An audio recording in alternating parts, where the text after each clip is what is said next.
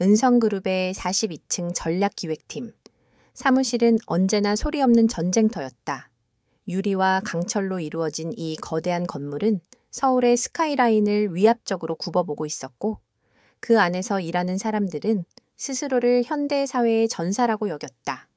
하지만 이수진에게 이곳은 그저 생계를 위한 차가운 일터일 뿐이었다. 모니터에서 흘러나오는 푸른빛이 그녀의 안경 아래 반사되었다. 그녀의 손가락은 키보드 위에서 조용하지만 쉴 새 없이 움직였다. 화면에는 복잡한 시장 데이터와 성장 예측 그래프가 끝없이 펼쳐져 있었다. 이 대리, 아직도 그거 붙잡고 있어. 기름기 섞인 목소리가 그녀의 집중을 깨뜨렸다.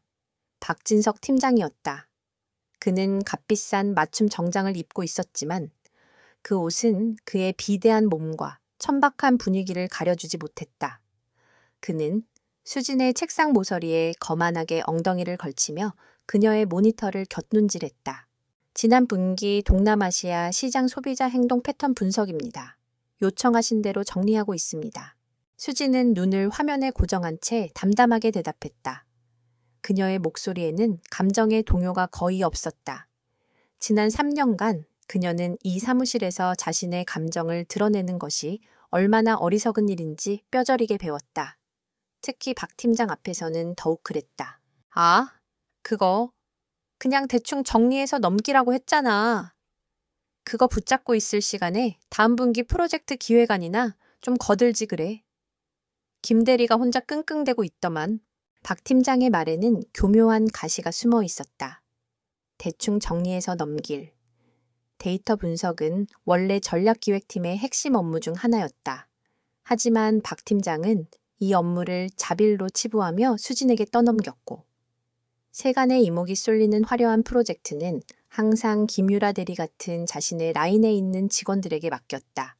김 대리는 입사 동기였지만 화려한 외모와 애교 섞인 말투, 그리고 사내 정치에 능한 덕분에 초고속 승진을 거듭하고 있었다. 김 대리님은 혼자서도 잘 해내실 겁니다. 저는 제게 주어진 업무를 마무리하는 것이 우선이라고 생각합니다. 수진의 대답에 박 팀장의 미간이 미세하게 좁혀졌다. 그는 이수진의 이런 점이 마음에 들지 않았다. 늘 조용하고 순응하는 것처럼 보이지만 그 안에는 절대 꺾이지 않는 단단한 심지가 있었다. 다른 직원들처럼 아양을 떨지도 않고 부당한 지시에도 변명 대신 묵묵히 결과로 증명하려 했다. 그래서 더 짓밟고 싶어지는지도 몰랐다. 이 대리, 우리가 무슨 연구원이야. 데이터만 파고 있게. 회사라는 데는 말이야. 융통성이라는 게 필요한 거야. 특히 이 대리처럼 특별한 사정이 있는 사람은 더더욱 말이지. 특별한 사정. 박 팀장은 그 말을 강조하며 사무실을 둘러보았다.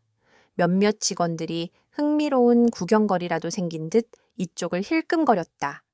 그들의 시선 속에는 동정, 경멸, 그리고 노골적인 호기심이 뒤섞여 있었다. 미혼모. 대한민국 최고의 기업 중 하나인 은성그룹에서 그 단어는 주홍글씨와도 같았다. 회식에 빠지는 이유, 야근을 꺼리는 이유, 그리고 성공에 대한 야망이 없을 것이라는 모든 편견의 근원이었다. 수지는 입술을 굳게 다물었다.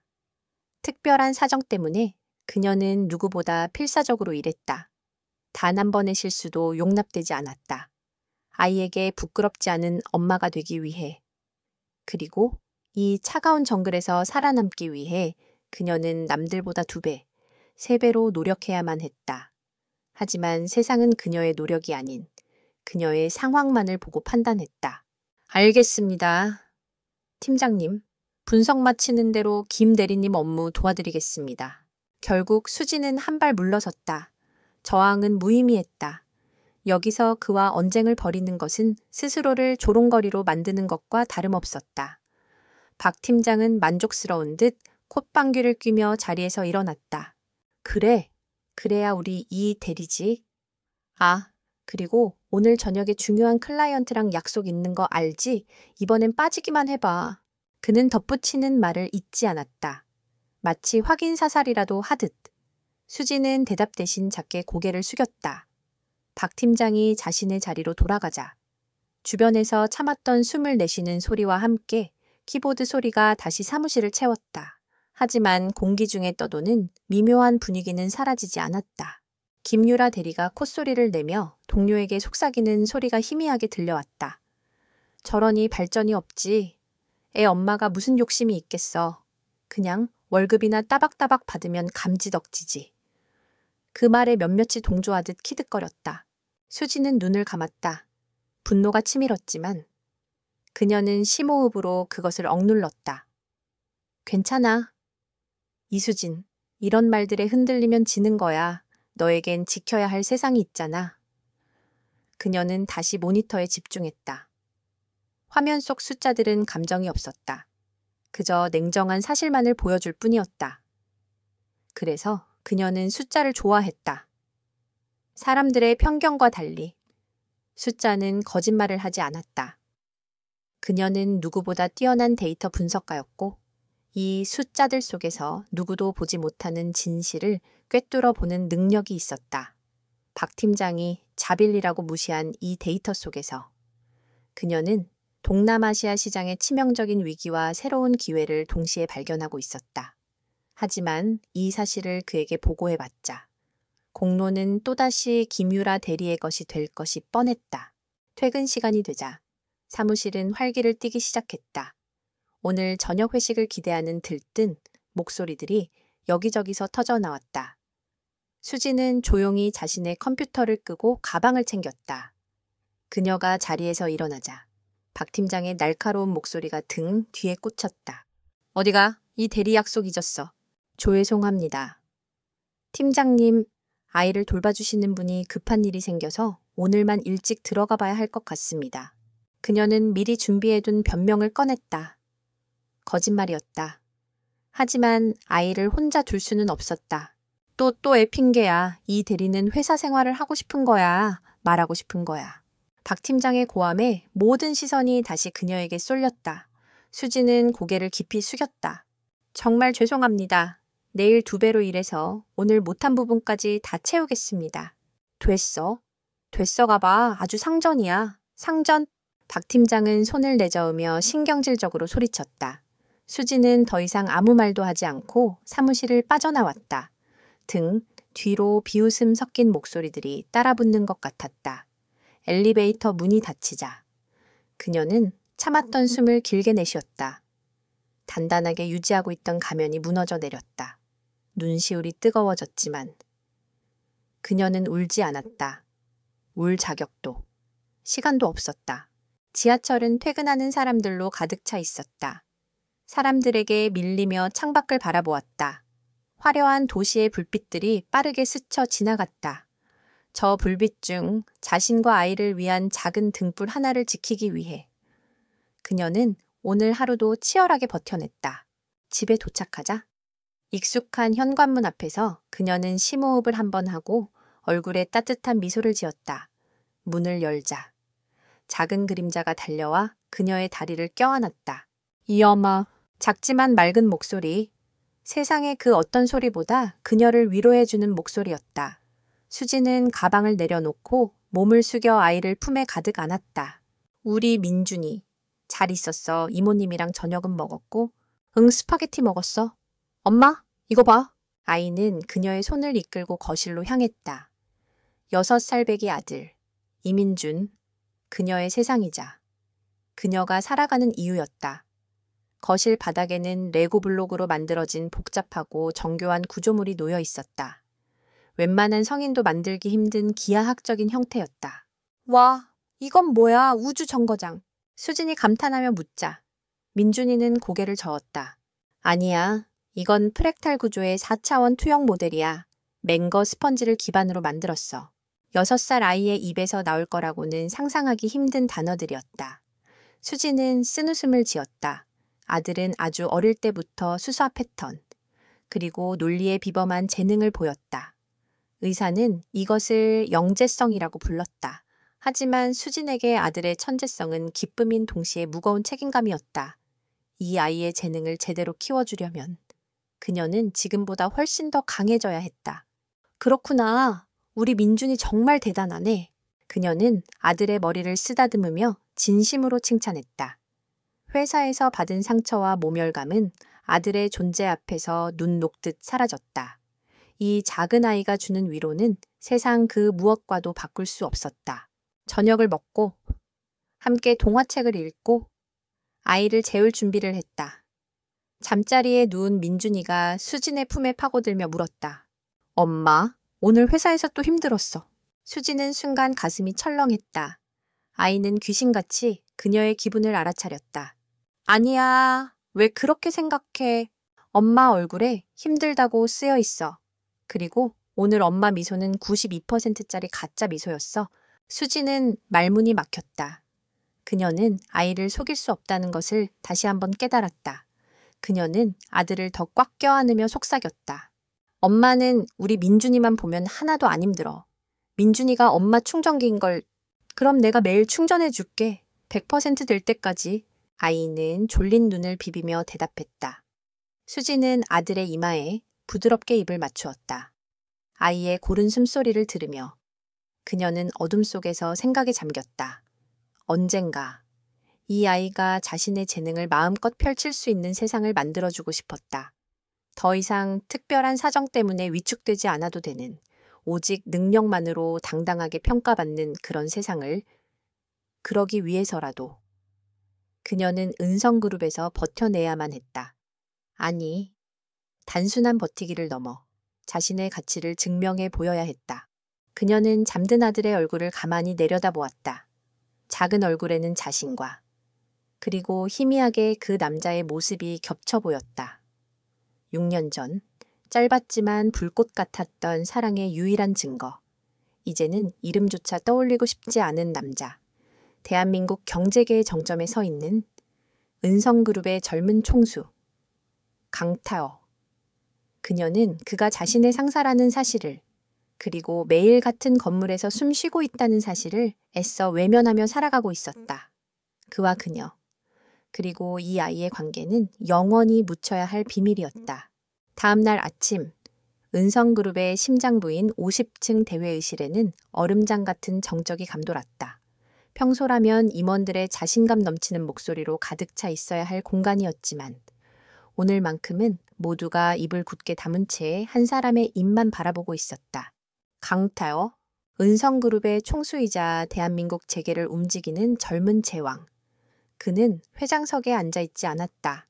대신 긴 테이블의 중앙에 서서 통유리창 너머로 펼쳐진 서울의 풍경을 등지고 있었다. 그의 실루엣은 역광 때문에 어둡게 보였지만 그에게서 뿜어져 나오는 압도적인 존재감은 회의실 전체를 지배했다. 그래서 변명은 그게 전부입니까? 그의 목소리는 낮고 차가웠지만 회의실 구석까지 명확하게 울려 퍼졌다. 목소리에는 그 어떤 감정도 실려 있지 않아 오히려 듣는 이의 등골을 서늘하게 만들었다. 그의 시선이 향한 곳에는 마케팅 본부장이 땀을 뻘뻘 흘리며 서 있었다.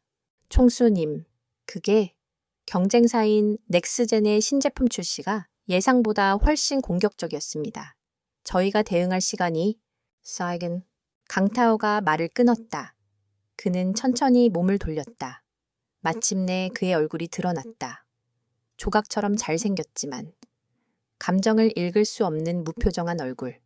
날카로운 턱선과 깊고 서늘한 눈매는 상대방의 모든 것을 꿰뚫어 보는 듯했다.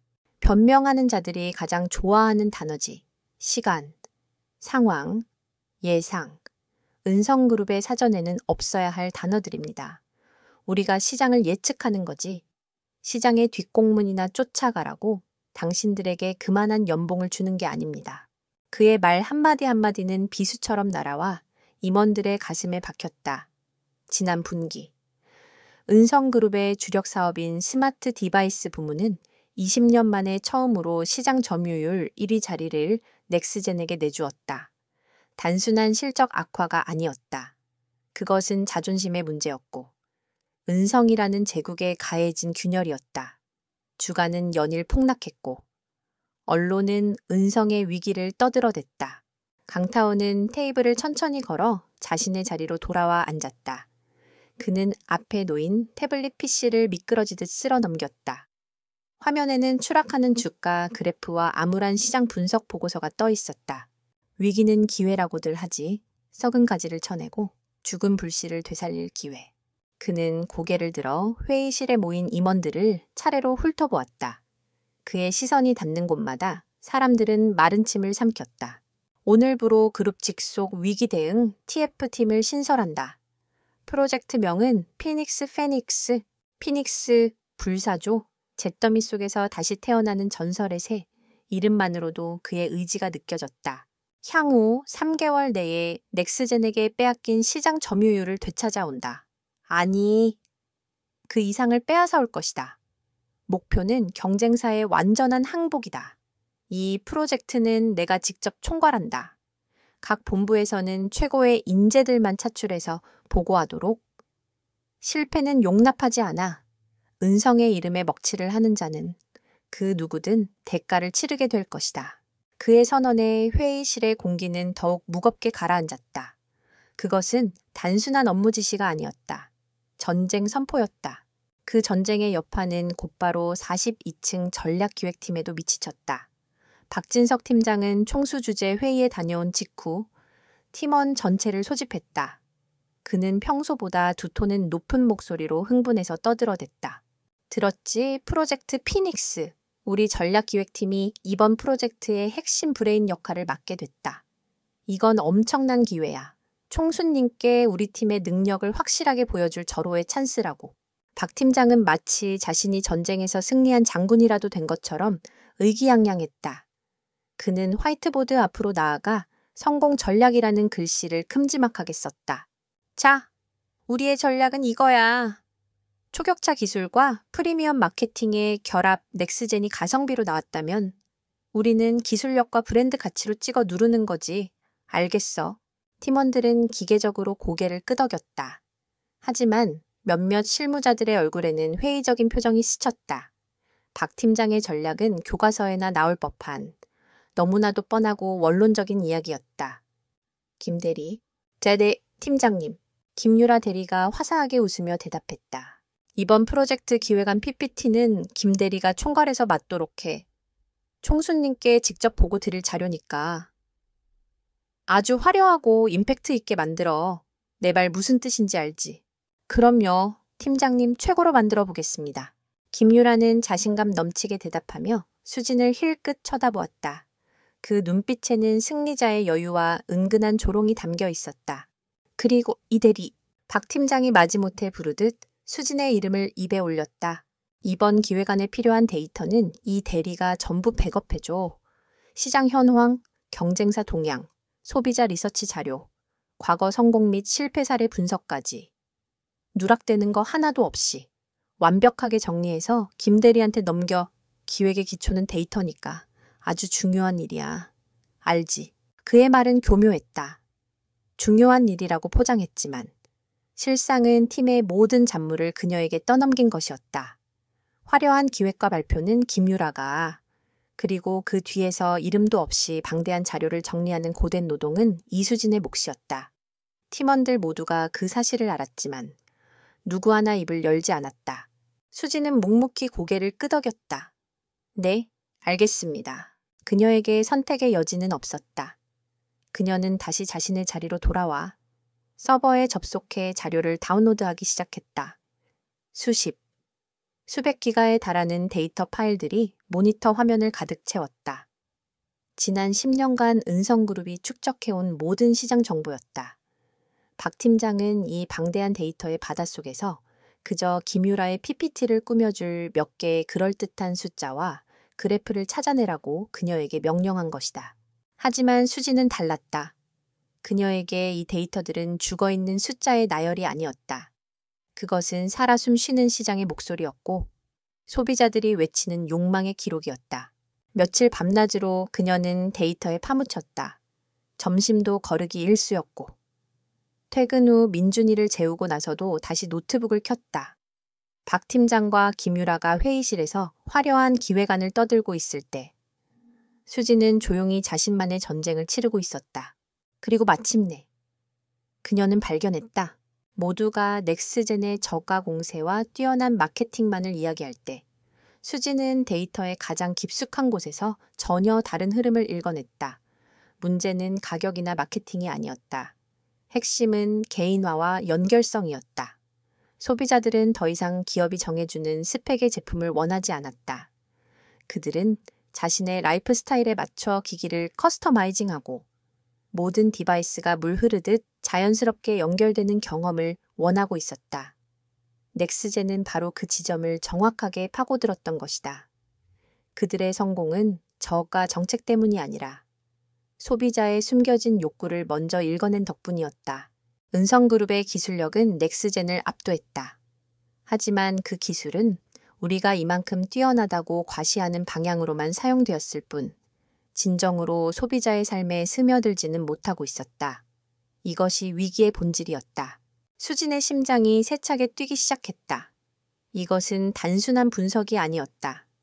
프로젝트 피닉스를 승리로 이끌 수 있는 유일한 열쇠였다. 그녀는 박 팀장에게 보고해야 할까?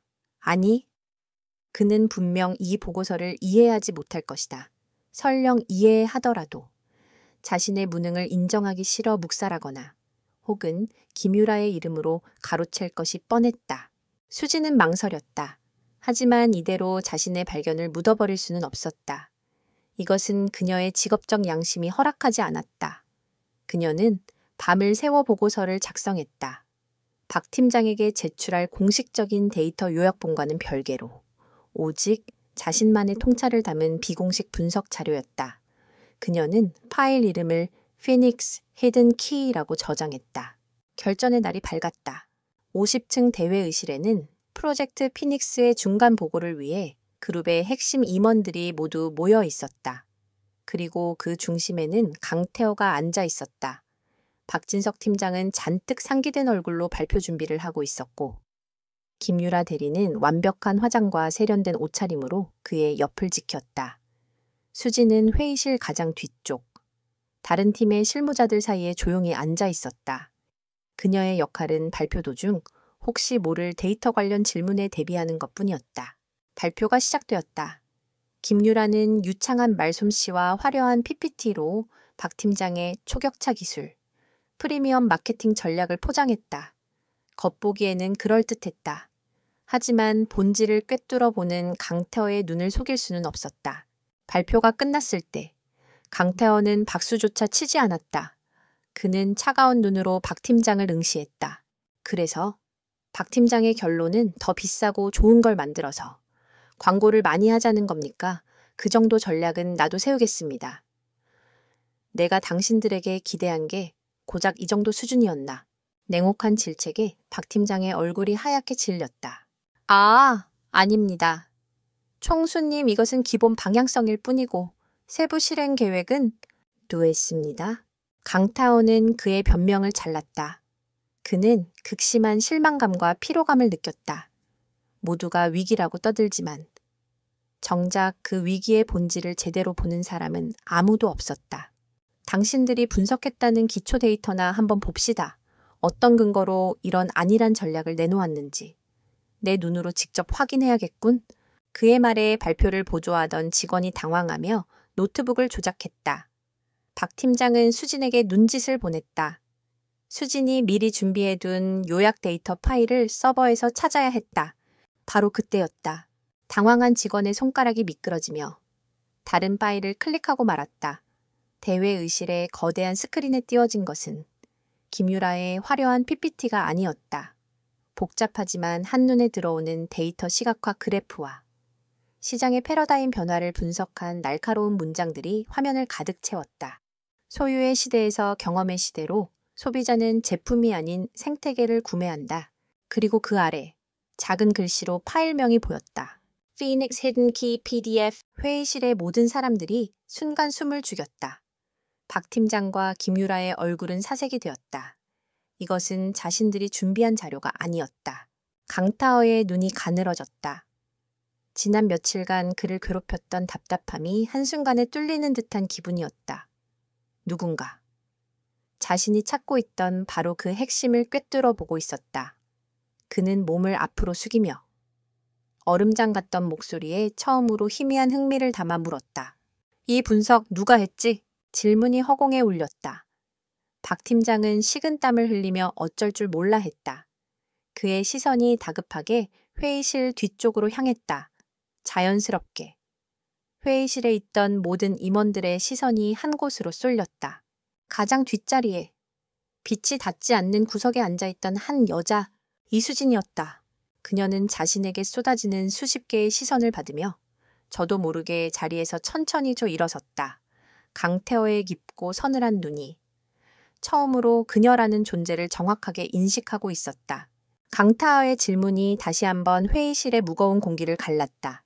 모든 시선은 이제 이수진이라는 존재감 없던 대리에게 단단히 고정되어 있었다. 그녀는 마치 거대한 연극 무대에 예고 없이 던져진 단역 배우 같았다. 등 뒤에서는 박진석 팀장의 거친 숨소리가 들려왔고 앞에서는 대한민국 재계를 호령하는 남자의 서늘한 시선이 그녀를 꿰뚫고 있었다. 수지는 마른 입술을 한번 축였다. 심장이 발밑으로 떨어지는 것 같았다. 여기서 잘못 대답했다간 박 팀장의 분노는 물론 총수의 눈밖에 나서 회사 생활이 끝장날 수도 있었다. 하지만 동시에 그녀의 마음 한구석에서 작은 불꽃이 튀었다. 이것은 위기이자 어쩌면 단 한 번뿐일 기회였다. 그녀의 아들 민준이를 위해 그리고 스스로의 가치를 증명하기 위해 움켜쥐어야 할 동아줄일지도 몰랐다. 그녀는 강타호의 눈을 피하지 않고 똑바로 마주했다. 제가 작성한 분석 자료가 맞습니다. 총수님, 그녀의 목소리는 작았지만 이상하리만치 회의실 전체에 명확하게 울렸다. 목소리에 떨림을 애써 감추자 오히려 단호한 의지가 실리는 듯했다. 강타어의 눈썹이 미세하게 움직였다. 그는 박진석 팀장에게는 눈길조차 주지 않은 채 오직 수진만을 향해 말했다. 설명해봐. 화면에 있는 저 문장. 소비자는 제품이 아닌 생태계를 구매한다는 것의 의미를. 그의 말은 명령이었다. 수진은 숨을 깊게 들이마셨다. 그녀는 더 이상 망설이지 않았다. 지난 며칠간 그녀의 머릿속을 가득 채웠던 데이터와 통찰들이 본물 터지듯 흘러나오기 시작했다. 현재 시장의 위기는 단순히 경쟁사의 신제품 때문이 아닙니다. 그것은 표면적인 현상일 뿐. 본질은 소비자의 패러다임이 소유에서 경험으로 넘어가고 있다는 데 있습니다. 고객들은 더 이상 최고의 스펙을 가진 단일 제품을 원하는 것이 아니라 자신의 삶과 완벽하게 연동되는 경험의 생태계를 구매하고 싶어 합니다. 그녀는 스크린에 뜬 자신의 분석 자료를 가리켰다.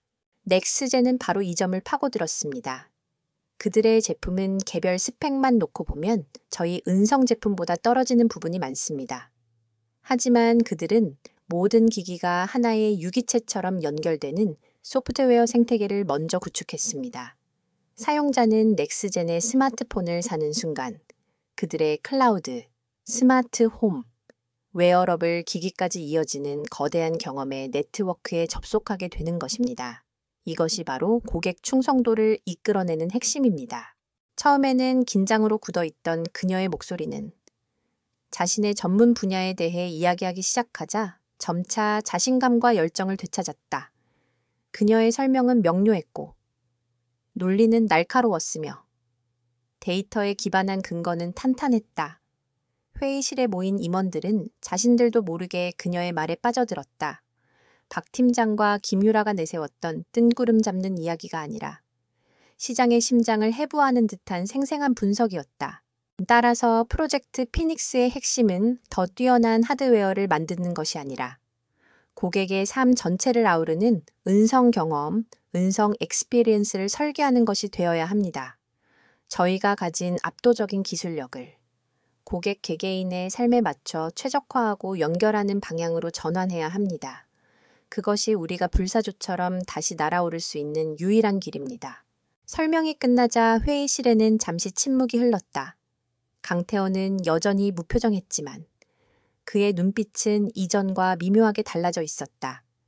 그는 수진의 눈에서 자신의 것과 비슷한 종류의 광기, 문제의 본질을 꿰뚫고야 많은 집요한 통찰력을 발견했다. 그는 자리에서 일어나 테이블을 두드렸다. 전략기획팀의 기존 기획안은 전면 폐기한다. 선언과도 같은 말에 박진석 팀장의 얼굴이 흑빛으로 변했다. 지금부터 프로젝트 피닉스는 이수진 대리가 방금 발표한 방향성을 기반으로 재수립한다. 회의실이 술렁이기 시작했다. 강태어는 아랑곳하지 않고 말을 이었다. 이수진 대리는 오늘부로 프로젝트 피닉스 TF팀의 핵심 멤버로 임명한다. 소속은 전략기획팀에 그대로 두되 업무는 내게 직속으로 보고하도록. 그것은 사형 선고와도 같았다. 적어도 박진석 팀장에게는 자신의 팀원이, 그것도 자신이 가장 무시하고 핍박하던 미혼모 사원이 자신을 건너뛰고 그룹 총수에게 직보를 하게 된 것이다. 이보다 더한 굴욕은 없었다. 그는 주먹을 너무 꽉 쥔 나머지 손톱이 손바닥을 파고드는 것도 느끼지 못했다. 그의 눈에 이글거리는 것은 분노와 살기, 그리고 이수진을 향한 맹렬한 적이었다. 그날 이후 42층의 공기는 완전히 달라졌다. 이수진은 50층에 있는 TF팀 전용 사무실로 자리를 옮겼지만 서류 처리나 협업 때문에 가끔 42층으로 내려와야 했다. 그때마다 그녀는 동물원의 희귀동물이 된 듯한 기분을 느껴야 했다. 한때 그녀를 투명 인간 취급하던 동료들은 이제 그녀에게 다가와 과할 정도로 친절하게 굴었다. 이 대리님, TF팀은 어때요? 총수님은 무섭지 않아요. 라며 호들갑을 떨었고 어떤 이들은 은근슬쩍 프로젝트 정보를 캐내려 하기도 했다. 반면 박 팀장의 라인에 있던 직원들은 노골적으로 그녀를 적대했다. 그들은 수진이 지나갈 때마다 들으라는 듯이 헛기침을 하거나 비웃음 섞인 말을 던졌다. 특히 김유라 대리의 질투는 극에 달했다. 어머, 저기 좀 봐. 총수님 눈에 한번 들었다고 아주 날개를 다셨네. 김유라는 커피를 마시던 동료들 앞에서 큰 소리로 말했다. 그녀의 목소리는 꿀을 바른 듯 달콤했지만 그 안에는 독이 가득했다. 글쎄 말이야. 무슨 능력이 있다고. 서류 나부랭이나 정리하던 사람이 갑자기 능력 무슨 능력? 여자한테는 다른 능력이 있잖아. 특히 애까지 딸린 싱글맘은 얼마나 절박하겠어. 그런 절박함을 무기로 쓰는 거지. 그들의 대화는 점점 더 악의적으로 변해갔다. 박진석 팀장은 이러한 분위기를 모른 척 묵인하고 오히려 뒤에서 부추겼다. 그는 수진의 업무 능력을 직접적으로 공격할 수는 없었다. 그것은 곧 총수의 판단이 틀렸다고 말하는 것과 같았기 때문이다. 그래서 그는 가장 비열하고 손쉬운 방법을 택했다. 그녀의 사생활과 인격을 공격하는 것이었다. 소문은 걷잡을 수 없이 퍼져나갔다. 처음에는 이수진이 총수에게 아부해서 TF팀에 들어갔다는 수준이었지만 곧 그녀가 자신의 불쌍한 처지를 무기로 총수를 유혹했다는 악질적인 이야기로 변질되었다. 심지어 회의실에서 일부러 파일을 잘못 띄운 것도 그녀가 계획한 쇼였다는 말까지 나왔다. 수진은 거대한 독거미줄에 걸린 나비처럼 서서히 고립되어 갔다.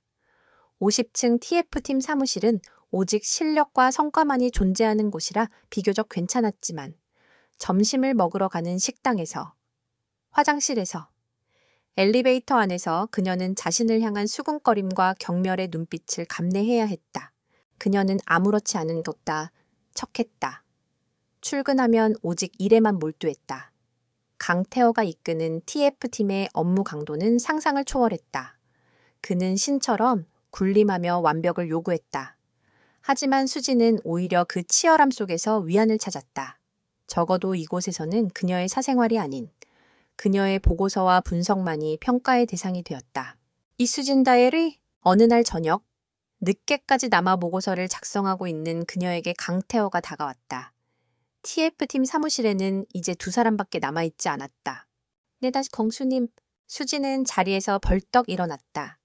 지난 몇 주간 그와 함께 일했지만 아직도 그의 존재는 심장을 옥죄는 듯한 긴장감을 주었다. 그는 그녀가 작성하던 보고서를 내려다보았다. 분석의 깊이는 좋은데 결론으로 나아가는 논리가 너무 복잡해 3번 생각할 것을 한 번에 이해할 수 있도록 만들어 내일 아침까지 수정해서 다시 보고하도록.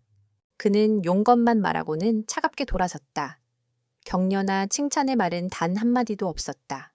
오직 날카로운 지적과 새로운 지시뿐이었다. 하지만 수지는 왠지 모르게 마음이 편해지는 것을 느꼈다. 그는 그녀를 애에 딸린 여자가 아닌 그저 일 못하는 직원 또는 일 잘하는 직원으로만 대했다. 그 공정함이 그녀에게는 절실했다. 하지만 그런 평온은 회사 밖을 나서는 순간 깨어지곤 했다. 하루는 너무 지쳐 일찍 퇴근하던 길이었다. 여자 화장실에서 손을 씻고 나가려는데 칸막이 안에서 동료들의 목소리가 들려왔다. 김유라와 그녀의 친구들이었다. 정말 대단하지 않아. 밤늦게까지 총수님이랑 단둘이 사무실에 남아서 뭘 하시는 걸까? 말번하지 뭐. 일 얘기만 하겠어. 그러니까 박 팀장님이 저렇게 화가 나신 거지. 자기 팀원을 뺏긴 것도 모자라서. 근데 총수님도 참 취향 독특하시다. 하긴 맨날 똑같은 재벌집 딸들만 만나다 보면 저런 서민적인 스타일에 끌릴 수도 있겠지. 불쌍한 척. 연약한 척하는 거에 남자들은 약하잖아. 수지는 그 자리에 얼어붙었다. 심장이 차갑게 식는 것 같았다. 모든 피가 머리에서 빠져나가는 느낌이었다. 그녀는 조용히 화장실을 빠져나왔다. 아무도 그녀가 거기 있었다는 사실을 몰랐다. 그녀는 비상계단으로 향했다. 아무도 없는 차가운 공간에 주저앉았다. 끝까지 강한 척, 아무렇지 않은 척했지만 결국 그녀도 사람이었다. 눈물이 왈칵 쏟아져 나왔다. 서러움과 분노, 억울함이 뒤섞여 목을 메이게 했다. 내가 왜 이런 취급을 받아야 하지? 단지 열심히 다 일했을 뿐인데. 아이를 혼자 키우는 게 죄인가? 한참을 울던 그녀는 문득 흐느낌을 멈췄다. 거울이 없는 비상계단이었지만 그녀는 눈물로 얼룩진 자신의 얼굴을 볼 수 있었다. 이대로 무너질 것인가 여기서 포기하면. 박 팀장과 김유라가 원하는 대로 되는 것이다. 그들의 비웃음 속에서 다시 42층의 투명 인간으로 돌아가거나 혹은 회사를 떠나야 할지도 모른다. 그 순간 민준이의 얼굴이 떠올랐다. 엄마, 내가 매일 100% 충전해 줄게 라고 말하던 아들의 맑은 눈. 수지는 눈물을 닦았다. 주먹을 꽉 쥐었다. 그래, 나는 무너질 수 없어. 나는 이민준의 엄마니까. 그들은 나를 짓밟으려 할수록 나는 더 높이 날아오를 것이다. 그들이 내 인격을 모독할수록 나는 실력으로 증명해 보일 것이다. 그녀는 자리에서 일어났다. 흐트러진 옷매무새를 가다듬고 화장실로 가 차가운 물로 얼굴을 씻었다.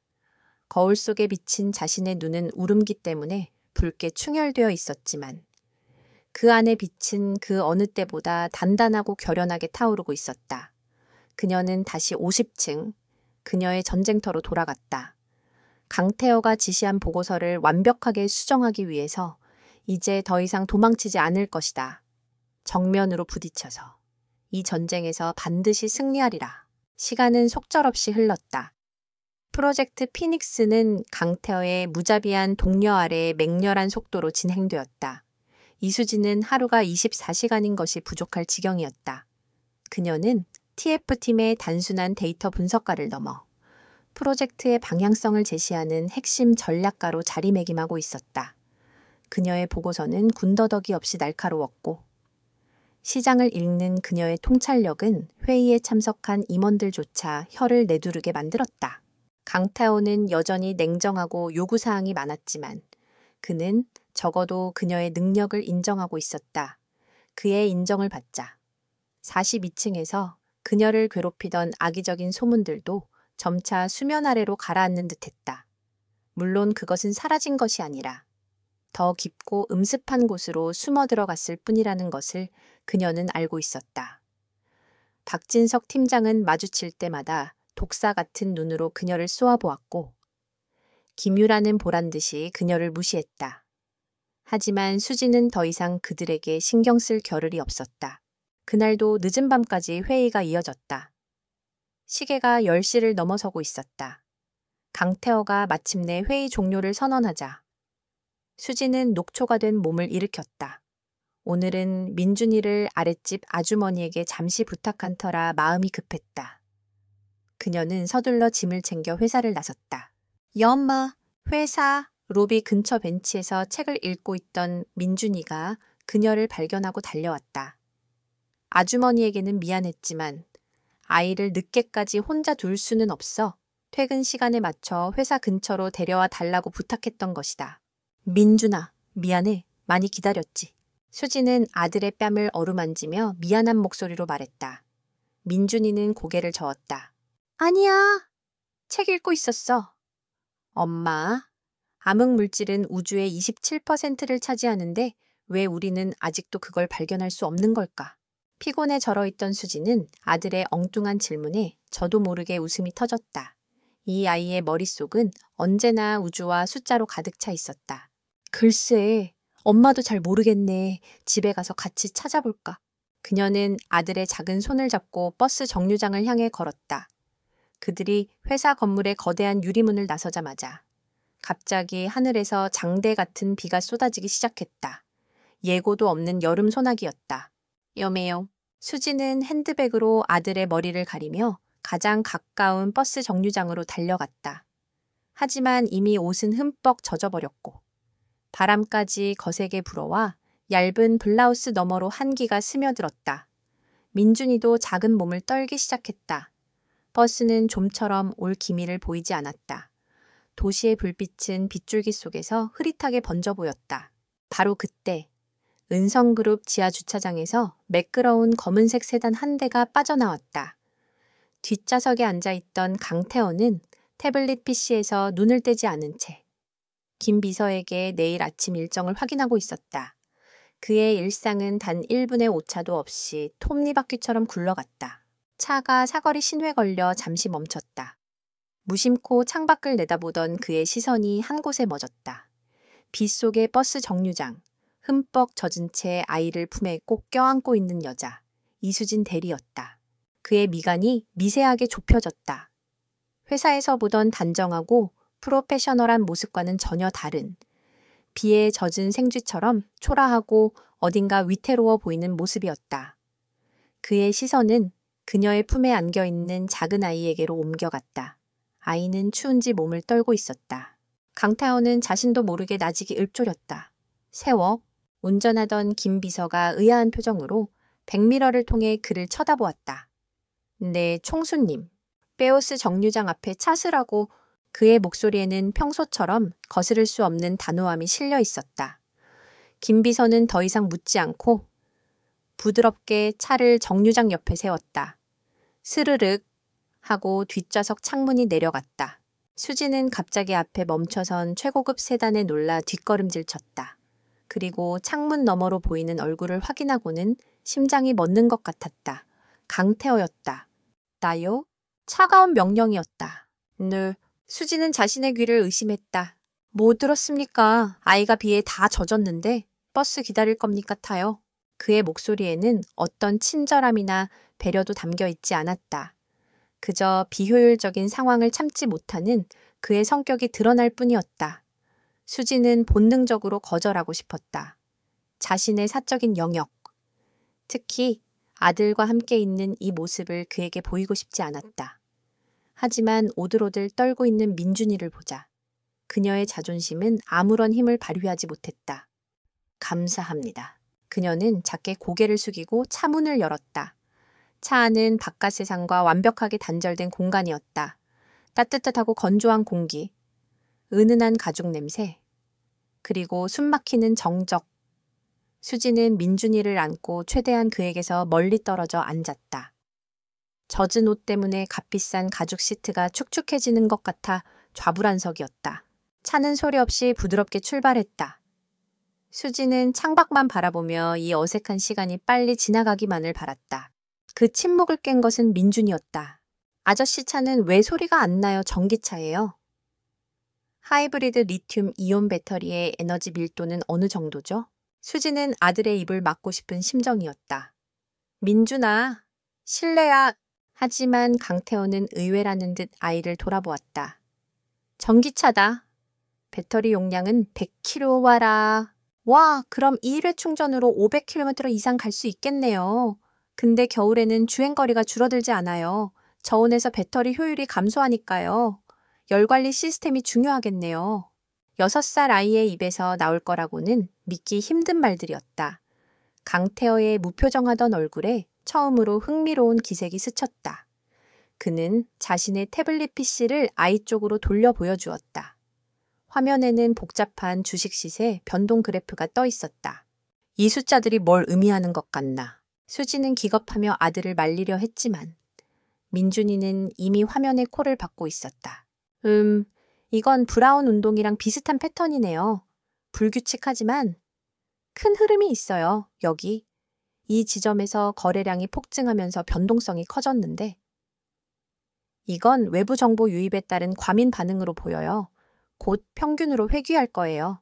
강태원은 아무 말도 하지 않았다. 그는 그저 아이를 빤히 쳐다볼 뿐이었다. 아이가 지적한 지점은 그가 M&A를 위해 비밀리에 주식을 매집하기 시작한 바로 그 시점이었다. 그는 시선을 돌려 아이의 얼굴을 찬찬히 뜯어보기 시작했다. 작은 얼굴, 오밀조밀한 이목구비, 그런데 이상했다. 집중할 때 살짝 찡그리는 미간, 무언가를 골똘히 생각할 때 아래 십술을 지그시 깨무는 버릇, 그리고 무엇보다도 그 깊이를 알 수 없는 검은 눈동자. 익숙하다. 너무나도 익숙했다. 마치 매일 아침 거울 속에서 보는 자기 자신의 어린 시절을 마주한 듯한 기묘하고 섬뜩한 느낌. 강태호는 자신의 심장이 불규칙하게 뛰는 것을 느꼈다. 혼란스러운 감정이 머릿속을 휘저었다. 말도 안 돼. 우연일 뿐이야. 아들, 이름이 뭐지? 그가 처음으로 부드러운 목소리로 물었다. 이민준입니다. 매억 살리고 6살입니다. 6살. 강태호의 머릿속에서 무언가 번개처럼 스쳐 지나갔다. 6년 전 모든 것을 가졌지만 유일하게 마음 한구석이 텅 비어있던 시절, 지독한 외로움 속에서 만났던 한 여자. 짧았지만 그의 인생에서 유일하게 뜨거웠던 기억. 그리고 그 끝은 지독한 오해와 상처뿐이었다. 그는 그 여자의 얼굴을 애써 지워버렸다고 생각했다. 그의 시선이 이수진에게로 향했다. 비에 젖은 머리카락이 뺨에 달라붙어 있었고 창백한 얼굴에는 긴장감이 가득했다. 6년이라는 시간과 고된 삶의 흔적이 그녀를 바꾸어 놓았지만 그 근본적인 모습은 그대로였다. 강하고 쉽게 부러지지 않는 눈빛, 강타어의 머릿속에서 흩어져 있던 퍼즐 조각들이 하나로 맞춰지기 시작했다. 이수진, 이민준, 6살, 그리고 자신을 놀랍도록 닮은 아이의 얼굴. 차가 수진의 낡은 아파트 단지 앞에 멈췄다. 내려주셔서 정말 감사합니다. 총수님. 수진은 서둘러 민준이의 손을 잡고 차에서 내렸다. 마치 무언가로부터 도망치듯. 강태호는 대답하지 않았다. 그는 그저 창문 너머로 서로의 손을 꼭 잡고 아파트 입구로 사라지는 두 사람의 뒷모습을 멍하니 바라볼 뿐이었다. 쿠발하지. 한참 만에 그가 나직이 말했다. 차가 다시 움직이기 시작했다. 하지만 그는 더 이상 태블릿 PC를 보지 않았다. 그의 머릿속은 온통 혼란으로 가득 차 있었다. 그동안 단 한 번도 상상해 본 적 없던 믿을 수 없는 가능성 하나가 그의 심장을 차갑게 옥죄어 오기 시작했다. 설마? 아니야. 그럴 리가 없어. 하지만 그의 이성은 이미 답을 알고 있었다. 오늘 밤. 그의 완벽하게 통제되던 세계에 거대한 균열이 생겨나고 있었다. 그날 밤 강태호는 잠을 이루지 못했다. 서울의 야경이 한눈에 내려다 보이는 펜트하우스의 거실. 그 값비싼 소파에 앉아 그는 위스키 잔을 천천히 돌리고 있었다. 하지만 황금빛 액체는 조금도 줄어들지 않았다. 그의 머릿속은 온통 그 아이, 이민준의 얼굴로 가득 차 있었다.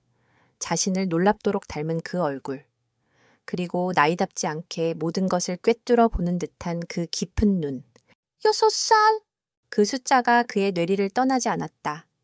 그는 필사적으로 6년 전의 기억을 더듬었다. 모든 것을 가졌지만 마음은 황무지처럼 삭막했던 시절. 아버지의 갑작스러운 죽음으로 27의 나이에 그룹 총수 자리에 올라 사방의 적들과 싸워야 했던 시간.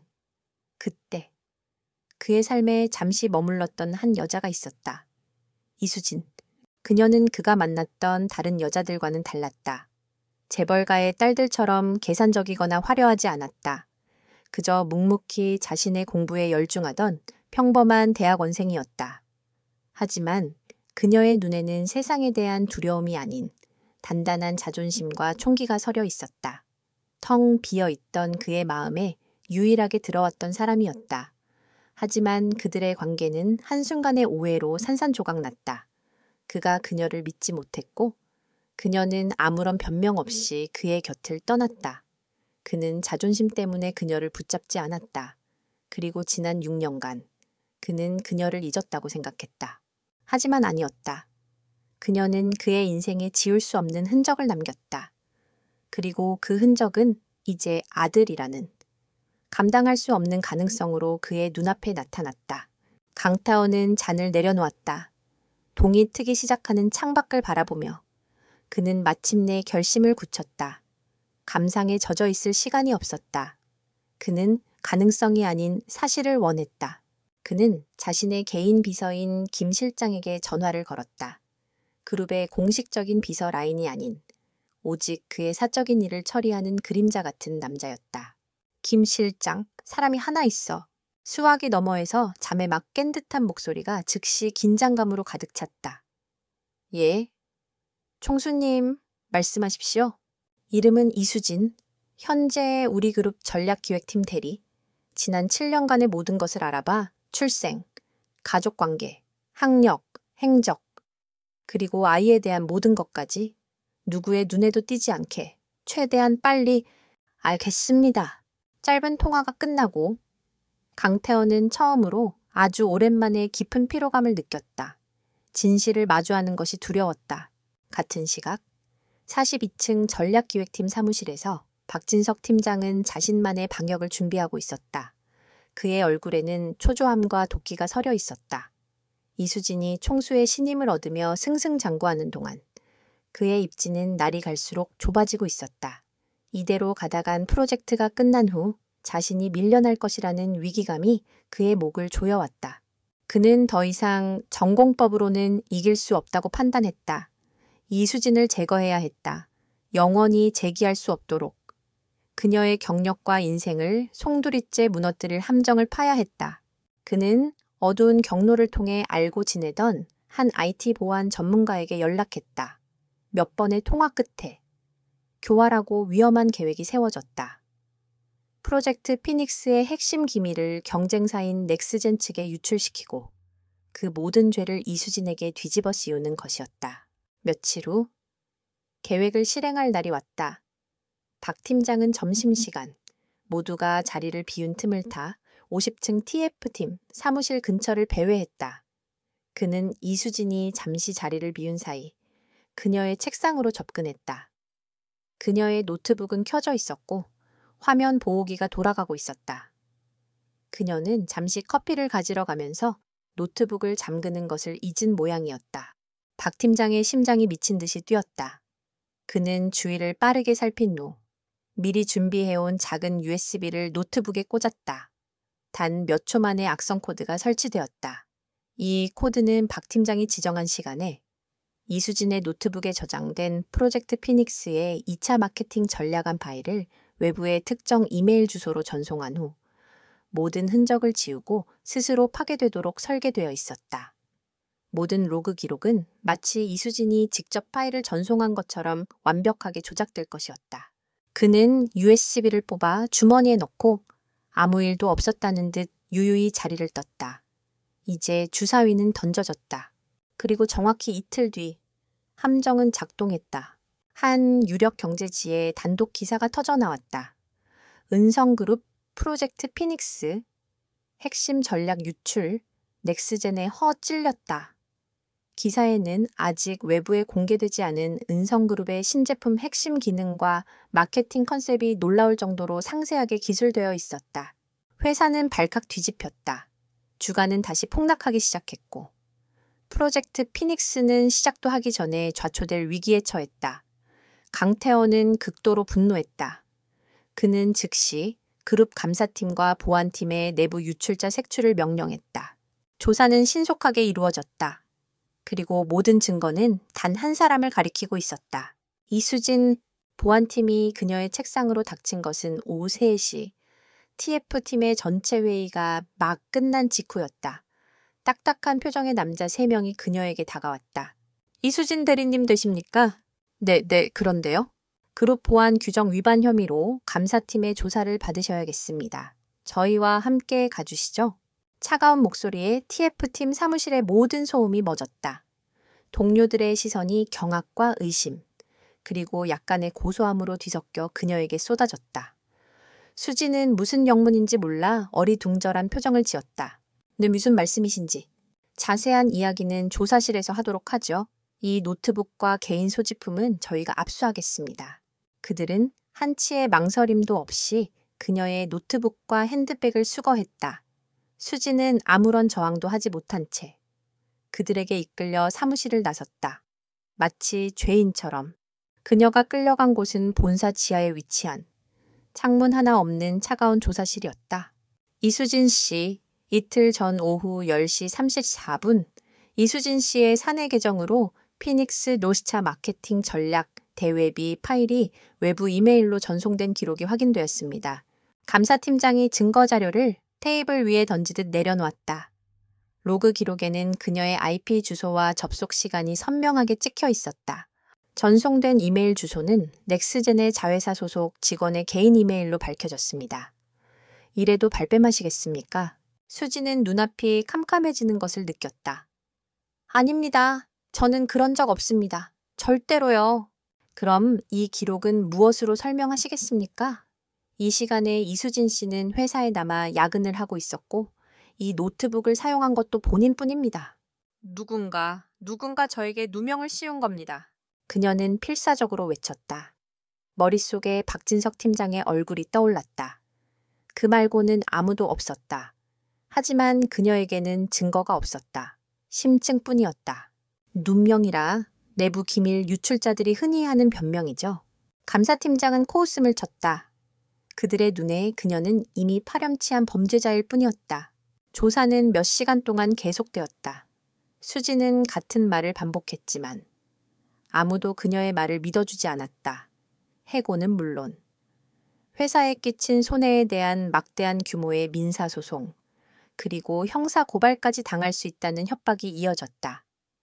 그녀의 세계가 송두리째 무너져 내리고 있었다. 그녀는 민준이의 얼굴을 떠올렸다. 엄마가 범죄자가 된다면 아이의 인생은 어떻게 되는 거지? 절망감이 그녀의 온몸을 휘감았다. 같은 시각 50층 총수 집무실. 강타온은 감사팀의 중간 보고서를 받아들고 있었다. 증거는 명백했다. 이수진이 범인이라는 결론 외에는 다른 해석의 여지가 없었다. 보고를 마친 법무팀장은 단호하게 말했다. 총수님, 즉시 이수진 대리를 해고하고 가능한 모든 법적 조치를 취해야 합니다. 일벌백계로 다스리지 않으면 제2, 제3의 유출자가 나올 수 있습니다. 임원들 모두가 동의했다. 하지만 강태원은 이상하리만치 침묵을 지키고 있었다. 그의 머릿속이 복잡하게 돌아갔다. 이수진, 그녀가 정말 돈 때문에 혹은 넥스젠의 사주를 받고 이런 짓을 저질렀을까 자신이 직접 겪어본 그녀는 그런 일을 저지를 사람이 아니었다. 누구보다 프로젝트에 대한 애정이 강했고 자신의 일에 대한 자부심이 대단했다. 무엇보다 그 아이의 엄마였다. 그의 직감이 무언가 잘못되었다고 비명을 지르고 있었다. 타이밍이 너무나도 절묘했다. 마치 누군가 이수진을 제거해 주십시오라고 외치는 것처럼 그는 결정을 내리지 못하고 있었다. 이성적으로는 보고서를 믿어야 했지만 그의 본능은 그것을 거부했다. 바로 그때 집무실 문을 노크하는 소리가 들렸다. 김 실장이었다. 그는 얇은 서류 봉투를 들고 있었다. 총수님, 요청하신 자료 1차 보고서 나왔습니다. 강타오는 임원들에게 잠시 나가 있어 달라고 손짓했다. 집무실에 김 실장과 단둘이 남게 되자 그는 서류 봉투를 건네받았다. 그의 손이 미세하게 떨리고 있었다. 그는 봉투를 열었다. 그리고 그 안에 서류 첫 장을 보는 순간 그의 숨이 멎었다. 인물보고서 이수진. 자녀관계 아들 이민준 6세, 부후 불명, 특이사항 6년 전, 강남 세브란스 병원 출산 기록 확인. 당시 산모 보호자 연락처로 강태호, 이름과 연락처가 기재된 기록 발견. 강타오의 눈이 기록의 마지막 줄에 멎었다. 그의 온몸의 피가 차갑게 식는 것 같았다. 그는 서류를 쥔 채 아무 말도 하지 못하고 그 자리에 얼어붙었다. 시간이 멈췄다.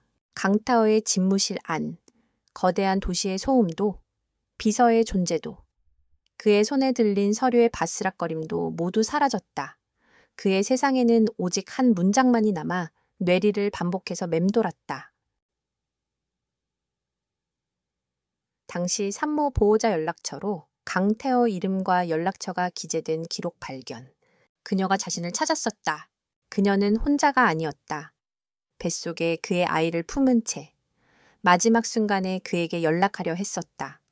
하지만 그는 어디에 있었나, 무엇을 하고 있었나 기억나지 않았다. 그의 6년 전은 오직 인수합병, 주주총회, 그리고 적들과의 싸움으로만 가득 차 있었다. 그 피비린내에 나는 전쟁터에서 그는 그녀의 절박한 손길을 느끼지 못했다. 아니, 느끼려고조차 하지 않았다. 강타어의 손에서 서류가 힘없이 떨어졌다. 그는 의자에 주저앉듯 몸을 기댔다. 단단하게 유지해왔던 그의 세계. 감정이라는 변수를 철저히 통제하며 쌓아 올린 철옹성이 한순간에 무너져 내리고 있었다. 그의 눈앞에 6년 전의 풍경이 파노라마처럼 펼쳐졌다. 27의 강태호는 왕관의 무게를 힘겹게 견디고 있는 어린 왕이었다. 아버지인 선대 회장의 갑작스러운 죽음, 유언에 따라 그룹을 물려받았지만 아무도 그를 인정하지 않았다. 늙은 여우 같은 임원들은 그를 풋내기 취급했고 호시탐탐 그의 자리를 노리는 친척들은 매일같이 음모를 꾸몄다. 그는 누구도 믿을 수 없었다. 그의 주변에는 오직 그의 지위와 돈을 보고 몰려든 사람들 뿐이었다. 그는 갑옷처럼 비싼 수트를 입고 가면처럼 무표정을 유지하며 매일을 버텨냈다. 그러던 어느 날, 그는 모든 것으로부터 도망치고 싶었다. 그는 수행원도 없이 혼자 차를 몰아 모교의 도서관으로 향했다. 그에게 유일하게 평온을 주었던 장소였다. 그곳에서 이수진을 처음 만났다. 그녀는 낡은 청바지에 티셔츠 차림으로 책더미에 파묻혀 있었다. 햇살이 창문을 통해 그녀의 옆모습을 비추고 있었고 무언가에 집중한 그녀의 모습은 성스러운 그림처럼 보였다. 그는 자신도 모르게 그녀의 옆자리에 앉았다. 무슨 책을 그렇게 열심히 보냐고. 그는 아마 그렇게 말을 걸었을 것이다. 그녀는 경계심 가득한 눈으로 그를 쳐다보았다. 경영학 원론인데요. 그녀의 퉁명스러운 대답에 그는 웃음이 터졌다. 그는 은성그룹의 총수였지만 정작 경영학 원론을 제대로 읽어본 적은 없었다. 그는 실전으로 모든 것을 배웠다. 그는 자신의 신분을 숨겼다. 그냥 같은 학교를 졸업한 선배라고, 작은 무역회사를 운영하고 있다고 둘러댔다. 그녀는 그의 말을 믿었다. 그녀에게 그는 은성그룹 총수 강태호가 아닌 그저 선배였다. 그렇게 그들의 만남이 시작되었다. 그들은 함께 늦은 밤까지 도서관에 남아 공부를 하고 값싼 커피를 마시며 미래에 대해 토론했다. 수지는 똑똑하고 당찼다. 세상의 부조리에 분노할 줄 알았고 자신의 꿈에 대해 이야기할 때는 눈을 반짝였다. 그녀는 그가 가진 배경이 아니라 그의 말과 생각에 귀를 기울여 주었다. 태어나서 처음으로 그는 자신의 존재 자체로 존중받는 기분을 느꼈다. 그들의 관계는 서서히 깊어졌다.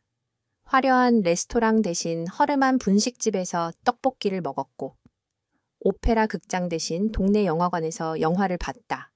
그 모든 평범한 일상들이 그에게는 평생 느껴보지 못한 특별한 행복이었다. 그는 이수진과 함께 있을 때만 무거운 갑옷을 벗고 잠시 숨을 쉴 수 있었다. 하지만 행복은 길지 않았다. 비극은 언제나 사소한 오해에서 시작된다. 당시 강태호는 적대적 M&A 시도를 방어하기 위해 사활을 건 싸움을 벌이고 있었다. 동시에 선대 회장이 정해놓은 정략 결혼 상대인 태밍그룹의 딸과 억지로 만남을 가져요감 했다. 물론 그는 그 결혼을 할 생각이 추호도 없었지만 당장의 위기를 넘기기 위해 어쩔 수 없이 끌려다니고 있었다. 그의 적들은 그 틈을 놓치지 않았다. 누군가 의도적으로 그가 태밍그룹 딸과 함께 있는 사진을 찍어 이수진에게 보냈다. 사진과 함께 강태호는 원래부터 정해진 약혼녀가 있다. 당신은 그저 잠시 가지고 노는 장난감일 뿐이라는 잔인한 메시지가 담겨 있었다. 그날 밤 수지는 그를 찾아왔다. 그녀의 얼굴은 하얗게 질려 있었고 평소의 당당함은 온데간데 없이 금방이라도 부서질 것처럼 위태로워 보였다. 그녀는 떨리는 손으로 사진을 내밀었다. 이게 다 사실이야. 강타연은 당황했다. M&A 문제로 며칠 밤을 새운 그는 극도로 예민해져 있었다. 그는 그것이 자신을 흔들기 위한 적들의 비열한 공작이라는 것을 단번에 알아차렸다. 그는 그녀가 자신을 믿어주길 바랐다. 그런 쓰레기 같은 거에 신경 쓸 필요 없어. 다 거짓말이야. 그는 너무나도 쉽게 대답했다. 그의 오만함이었다. 그는 그녀의 상처받은 마음을 헤아리는 대신 자신을 믿지 못하는 그녀에게 서운함을 느꼈다. 그는 상황의 심각성을 제대로 설명하지 않았다. 자신의 세상에서 벌어지는 암투를 그녀의 평화로운 세계로 끌어들이고 싶지 않다는 어리석은 변명이었다. 하지만 수진에게 그의 반응은 모든 것을 인정하는 것처럼 보였다. 그녀의 눈에 눈물이 고였다. 그러니까 거짓말, 뭐가 거짓말인데 당신이 은성그룹 아들인 것도, 나한테 신분 속인 것도 아니면 이 여자랑 결혼할 거라는 것도.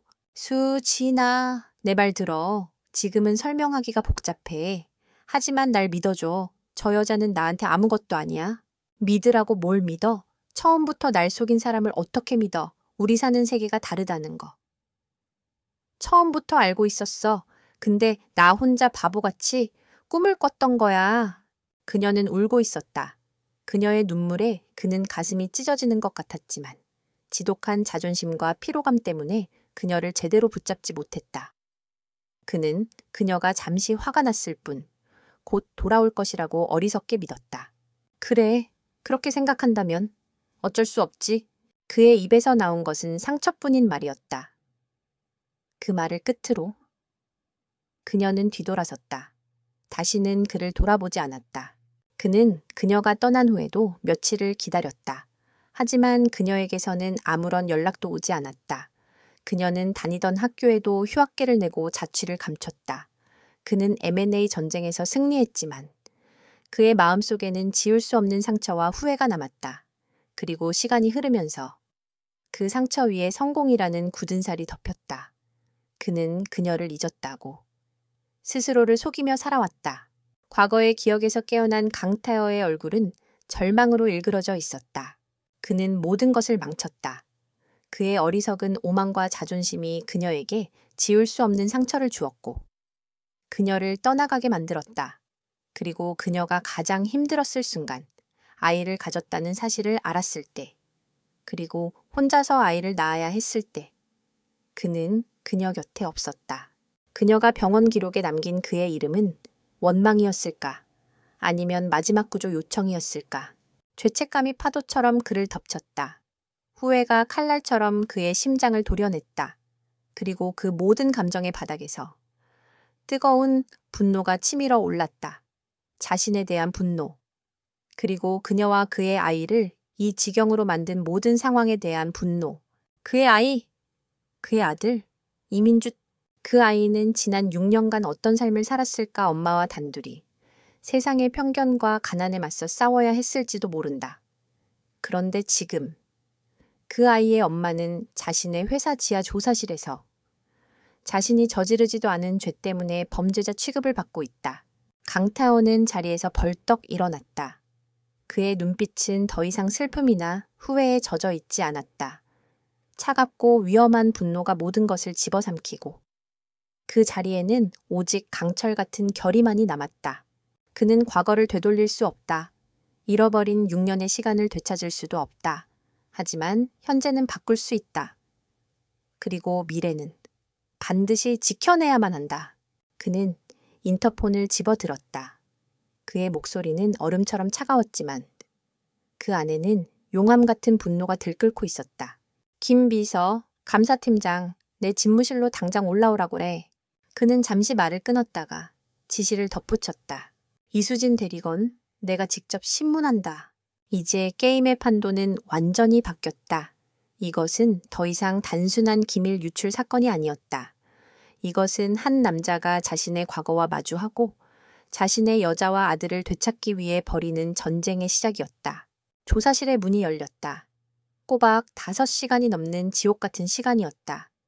이수진은 완전히 탈진한 상태였다. 모든 희망이 사라진 잿더미 속에서 그녀는 그저 멍하니 앉아 있었다. 그때 감사팀장이 딱딱한 얼굴로 들어와 말했다. 일어나시죠. 총수님께서 직접 뵙자고 하십니다. 총수 강타어. 그 이름이 그녀의 귓가에 망치처럼 울렸다. 올 것이 왔다고 생각했다.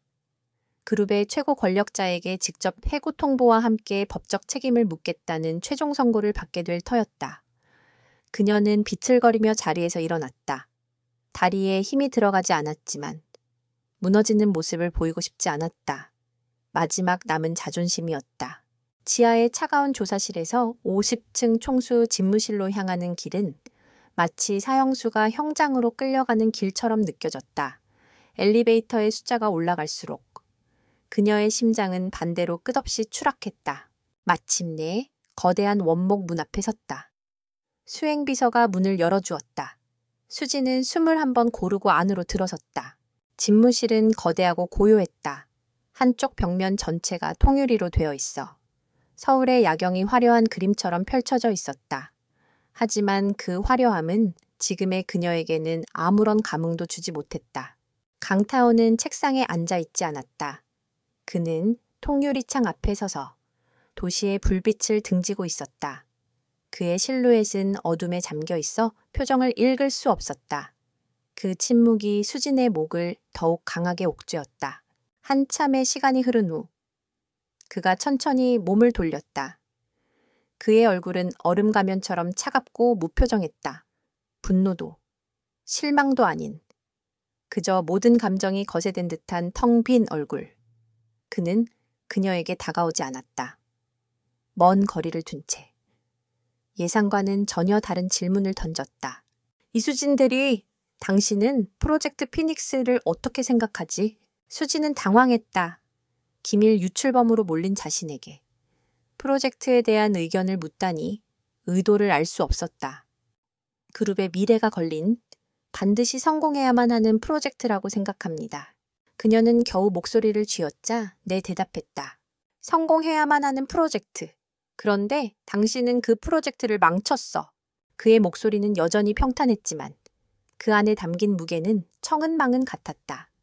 그는 천천히 집무실 중앙의 거대한 테이블로 걸어가 서류 몇 장을 펼쳐 놓았다. 감사팀의 보고서였다. 여기 증거들이 당신이 범인이라고 말하고 있다. 당신의 접속 기록, 외부로 전송된 파일 로그, 모든 것이 완벽하게 맞아떨어져. 그는 고개를 들어 수진을 똑바로 응시했다. 그의 눈은 깊고 어두운 심연과도 같아서 그 안을 도저히 들여다볼 수가 없었다. 하지만 나는 증거보다 사람을 더 믿는 편이야. 기계는 거짓말을 해도 사람은 눈빛으로 진실을 말하거든. 그는 잠시 말을 멈췄다. 수지는 숨을 죽였다. 그러니 직접 말해봐. 당신이 했나? 그의 질문은 단검처럼 날아와 그녀의 심장에 박혔다. 이것이 마지막 기회라는 것을 직감했다. 그녀는 떨리는 다리에 힘을 주며 그에게 한 걸음 다가섰다. 아닙니다. 그녀의 목소리가 갈라져 나왔지만 그 안에는 흔들림 없는 진실이 담겨 있었다. 저는 제 모든 것을 걸고 이 프로젝트에 매달렸습니다. 제가 왜 그런 짓을 하겠습니까, 제게는? 제게는 이 일이 전부입니다. 지켜야 할 아이가 있고 이 회사에서 인정받는 것만이 저와 아이가 살아갈 유일한 길입니다. 그녀의 눈에 눈물이 차올랐다. 하지만 그녀는 울지 않으려 애썼다. 동정심을 유발해서는 안 된다. 이 남자에게 동정은 통하지 않을 것이다. 저는 누명을 쓴 겁니다. 하지만 누가, 어떻게 그랬는지 증명할 방법이 없습니다. 그게 제 유일한 죄입니다. 강타오는 아무 말 없이 그녀를 바라보았다. 그녀의 눈빛은 절망과 억울함으로 가득 차 있었지만 거짓의 그늘은 보이지 않았다. 그가 6년 전 기억하는 부당함 앞에서 절대 고개 숙이지 않던 그 눈빛 그대로였다. 그의 마음속에서는 폭풍이 휘몰아치고 있었다. 당신의 아이이기도 하다고 외치고 싶은 충동, 그녀를 품에 안고 모든 것을 괜찮다고 위로해주고 싶은 욕망이 들끓었다. 하지만 그는 그 모든 감정을 얼음 가면 뒤에 숨겼다. 지금 감정을 드러내는 것은 상황을 더 악화시킬 뿐이다. 그녀는 자존심 강한 여자다. 자신의 동정이 섞인 도움을 절대로 받으려 하지 않을 것이다. 그는 차갑고 이성적인 사업가로 돌아가야 했다. 주어화, 그가 나직이 말했다. 당신 말을 믿어주지. 단 너 조건이 있어. 수지는 의아한 눈으로 그를 쳐다보았다. 나는 내 프로젝트를 망치고 내 뒤통수를 친 쥐새끼를 반드시 내 손으로 잡아야겠어. 그리고 당신은 당신의 누명을 벗고 자유로워져야겠지.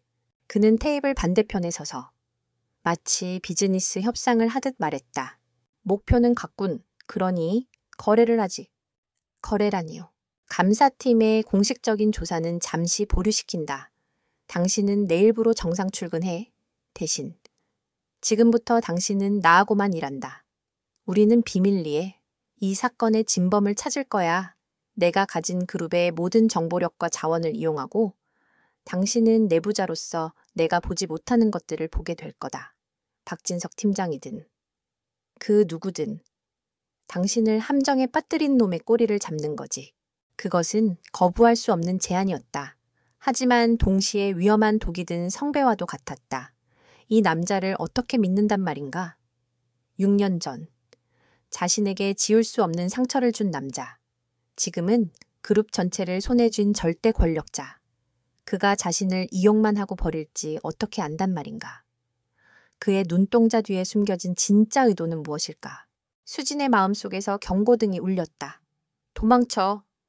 이 남자는 위험해. 하지만 이성은 차갑게 속삭였다.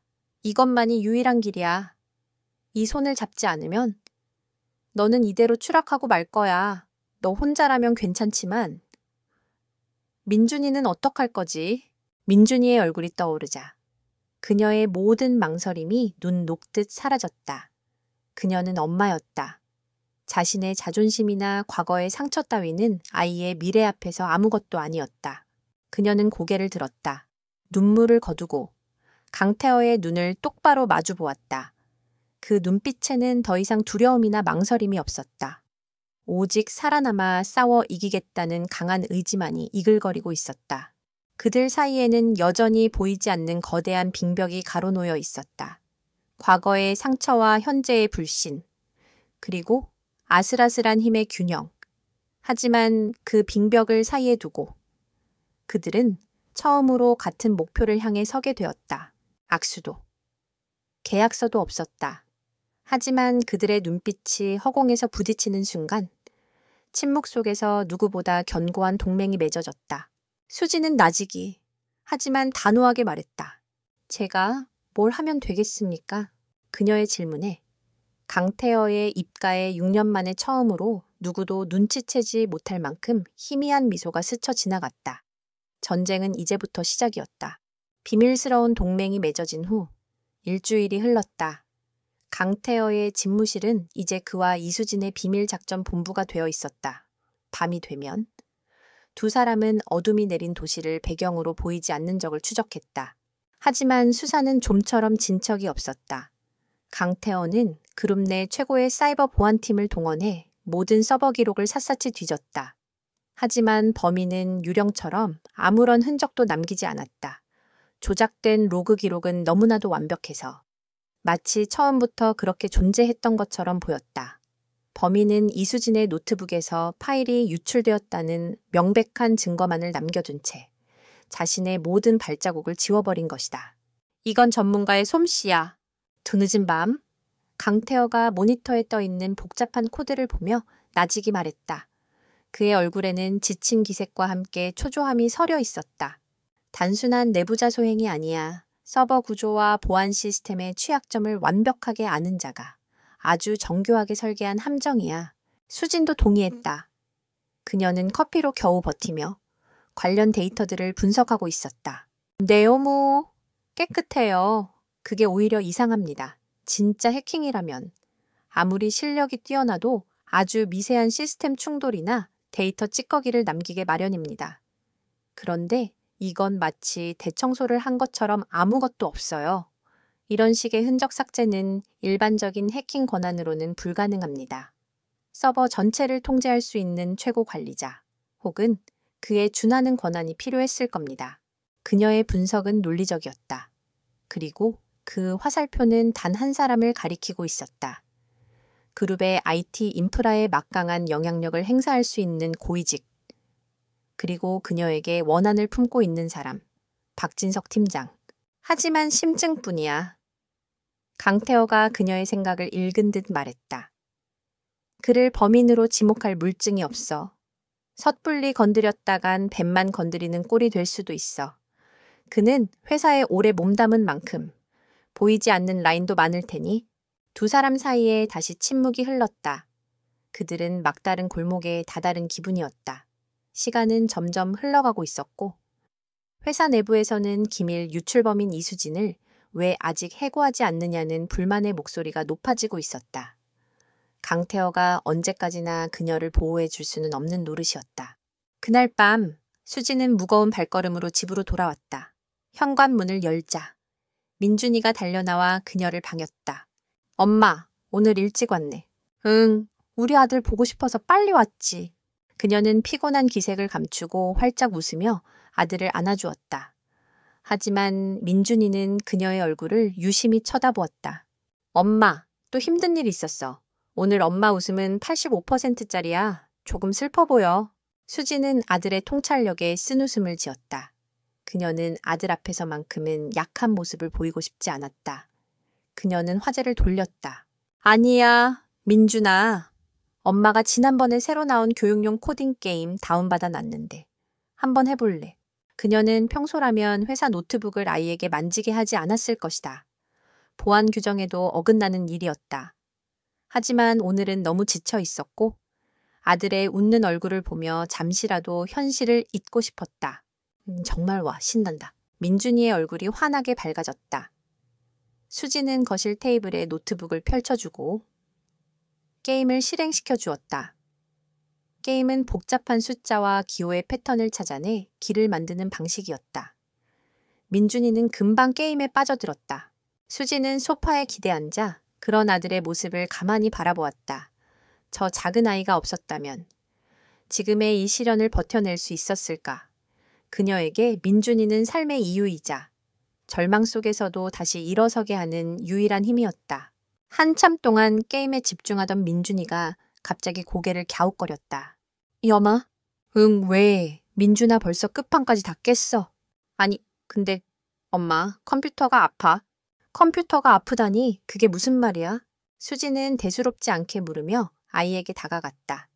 민준이는 게임 화면 한쪽 구석을 손가락으로 가리켰다. 게임이 실행되는 동안 회사 보안 프로그램의 백그라운드 프로세스 창기 아주 잠깐 스쳐 지나갔다 사라지곤 했는데 민준이는 그 순간을 놓치지 않고 화면을 정지시켜 놓은 상태였다. 화면에는 보통 사람이라면 의미를 알 수 없는 암호화된 로그 데이터들이 빼곡히 적혀 있었다.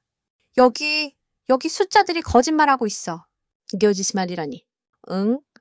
이 숫자들은 원래 규칙이 없어야 해. 무지개처럼. 빨간색 다음에 꼭 노란색이 오는 법은 없잖아. 그런데 여기는 이 부분만 계속 똑같은 규칙으로 움직여. 10개의 숫자마다 한 번씩 아주 작은 점이 똑같은 자리에 찍혀. 이건 가짜야. 패턴이 망가졌어. 수지는 처음에는 아들의 말을 이해하지 못했다. 아이들의 눈에나 보이는 장난 같은 것이라고 생각했다. 하지만 데이터 분석가인 그녀의 본능이 무언가 이상하다는 신호를 보내고 있었다. 그녀는 몸을 숙여 화면을 자세히 들여다보았다. 민준이가 가리키는 곳은 바로 그녀가 기밀 파일을 유출했다는 누명을 쓴 그 시간대의 로그 기록 부분이었다.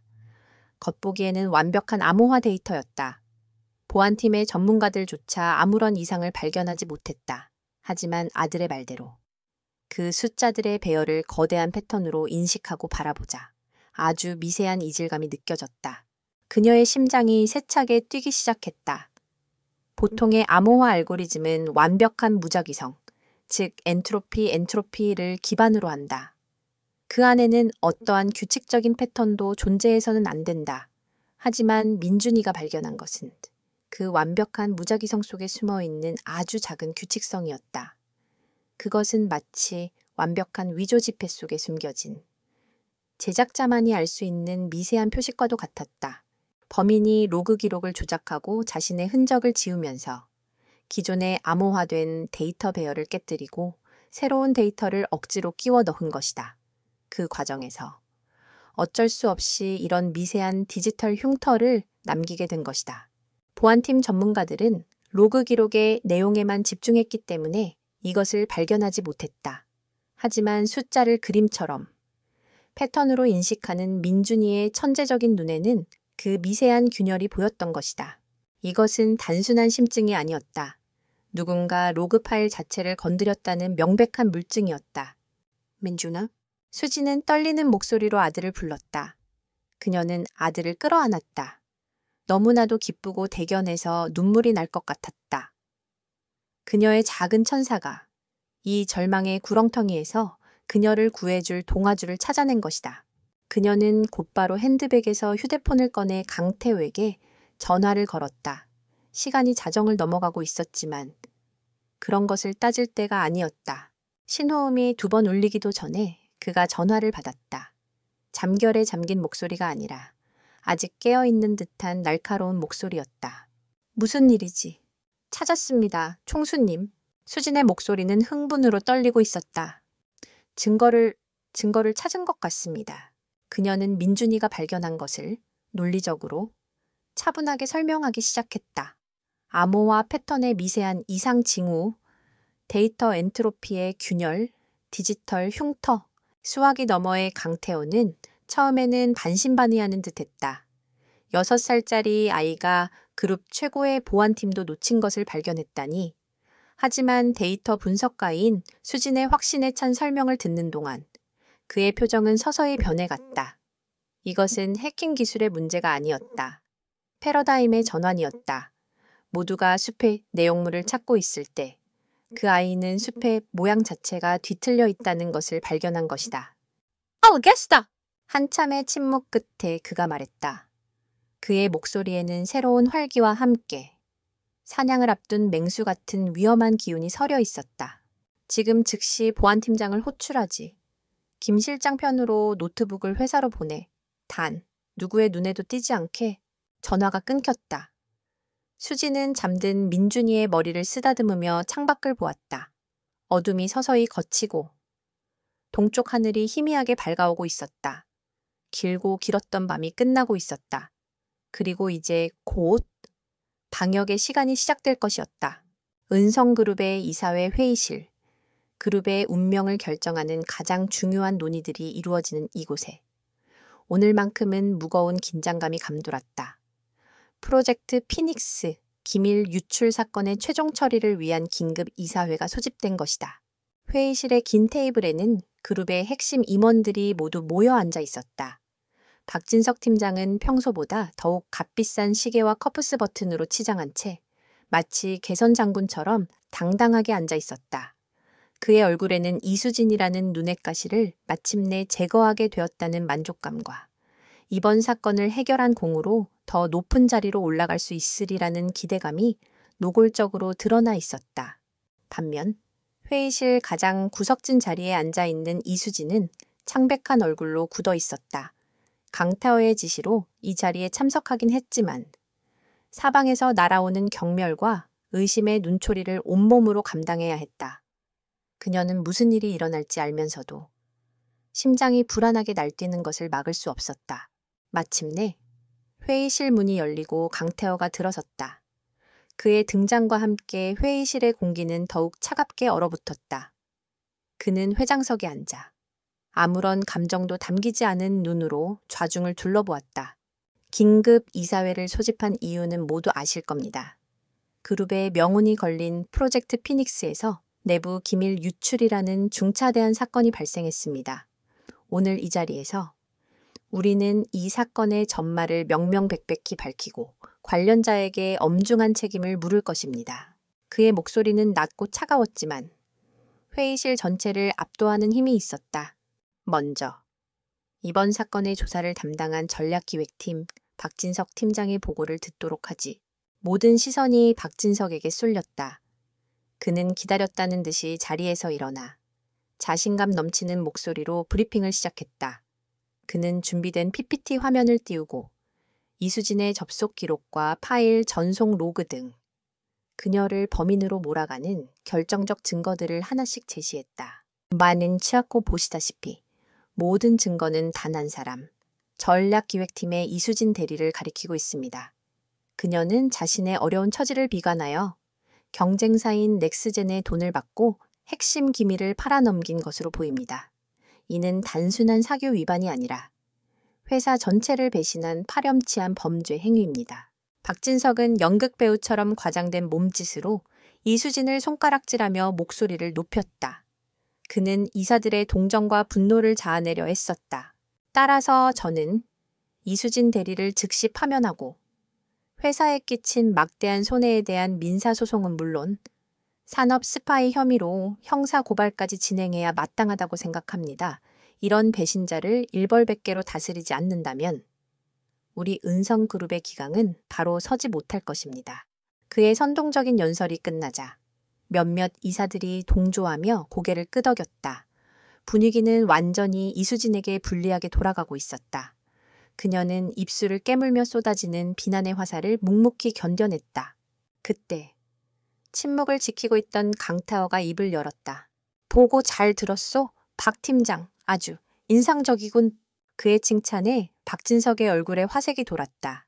하지만 이어지는 강태어의 질문은 어딘가 기묘했다. 박 팀장의 보고에 따르면 범인이 남긴 로그 기록은 아주 완벽해서 조작의 가능성은 전혀 없다는 거군. 맞소? 네, 총수님, 그렇습니다. 저희 보안팀의 전문가들도 모두 확인한 사실입니다. 빼도 박도 못하는 증거입니다. 박진석은 의기양양하게 대답했다. 그는 강태어가 자신의 완벽한 일 처리에 감탄하고 있다고 착각했다. 그는 스스로 자신의 무덤을 더욱 깊게 파고 있었다. 그래? 아주 완벽했지. 너무 완벽해서. 오히려 부자연스러울 정도로 강타어는 나직이 을조리며 자신의 비서에게 눈짓을 보냈다. 순간 회의실의 대형 스크린 화면이 바뀌었다. 박진석이 띄워놓은 증거자료가 사라지고 그 자리에는 알록달록한 점들로 이루어진 기묘한 패턴의 그래프가 나타났다. 이게 뭡니까? 한 이사가 의아한 목소리로 물었다. 강타어가 직접 마이크를 잡았다. 이것은 이수진 대리의 노트북에서 발견된 로그 파일의 암호화 데이터를 시각화한 엔트로피 분석 그래프입니다. 쉽게 말해 데이터가 얼마나 무작위적인지를 보여주는 그림이죠. 그는 자리에서 일어나 스크린 앞으로 걸어 나갔다. 정상적인 암호화 데이터라면 이 그래프는 어떠한 규칙성도 없이 완벽하게 무작위적인 패턴을 보여야 합니다. 하지만 여기 이 부분을 보시죠. 그가 레이저 포인터로 그래프의 한 부분을 가리켰다. 그 부분만은 다른 곳과 달리 미세하지만 분명한 격자문의 패턴을 보이고 있었다. 이것이 바로 디지털 흉터입니다. 범인이 로그 기록을 조작하여 자신의 흔적을 지우고 이수진 대리의 기록을 억지로 끼워 넣는 과정에서 남긴 지울 수 없는 흔적입니다. 우리 그룹 최고의 보안 전문가들은 이 기록의 내용이 진짜라고 믿었지만 6살짜리 아이의 눈에는 이 기록의 그림 자체가 망가져 있다는 것이 보였던 겁니다. 회의실이 술렁이기 시작했다. 6살짜리 아이라는 말에 모두가 어리둥절했지만 그보다 로그가 조작되었다는 사실 자체가 주는 충격이 훨씬 컸다. 박진석의 얼굴에서 핏기가 사라지기 시작했다. 그게 무슨 말씀이십니까? 말도 안 됩니다. 말이 되는지 안 되는지는 다음 자료를 보면 알게 되겠지? 강타어의 차가운 말과 함께 화면이 다시 바뀌었다. 이번에 나타난 것은 42층 전략기획팀의 서버 관리자 접속 기록이었다.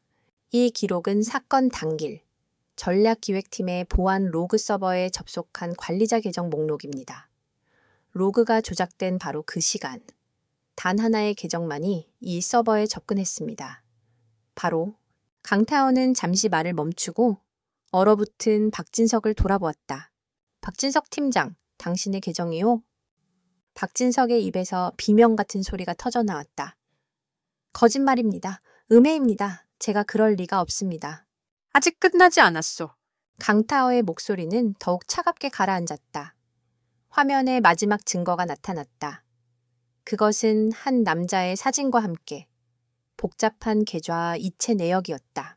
이 남자는 업계에서 더러운 일을 처리하기로 유명한 IT 브로커다.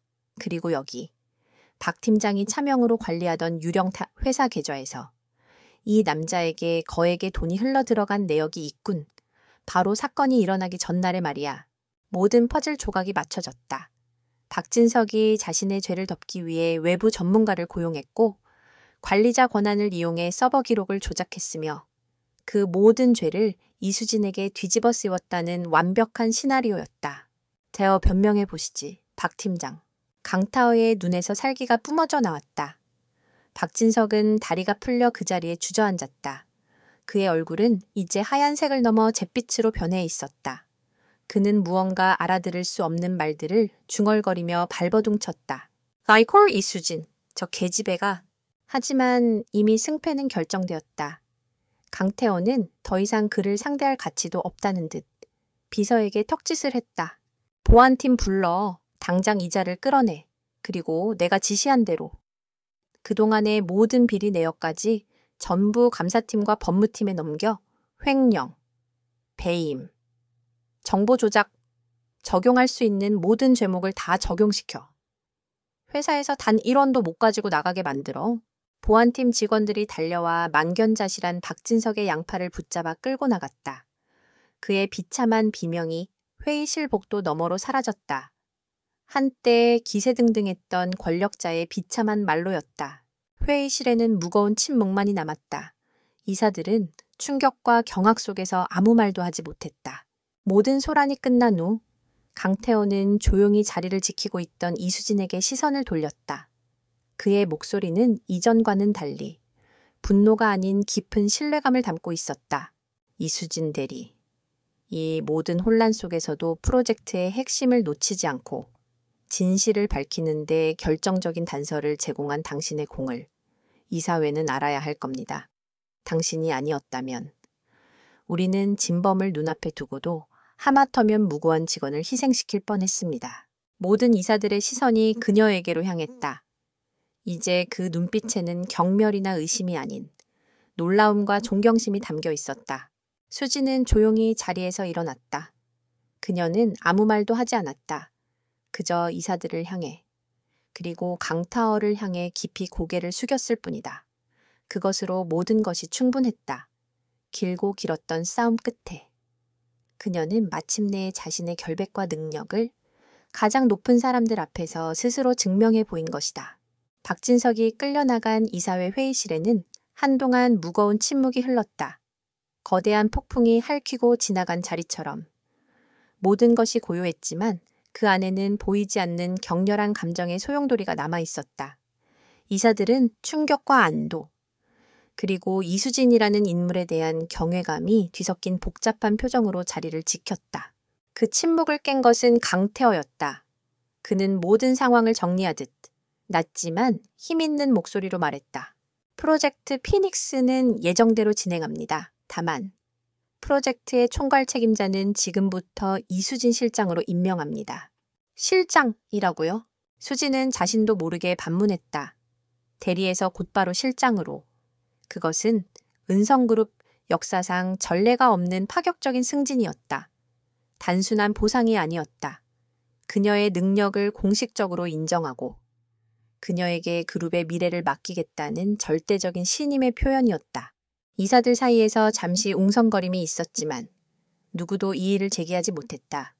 그녀가 보여준 능력과 강태호의 결단 앞에서 그 어떤 사내 정치나 관행도 무의미했다. 강태호는 수진을 향해 고개를 끄덕였다.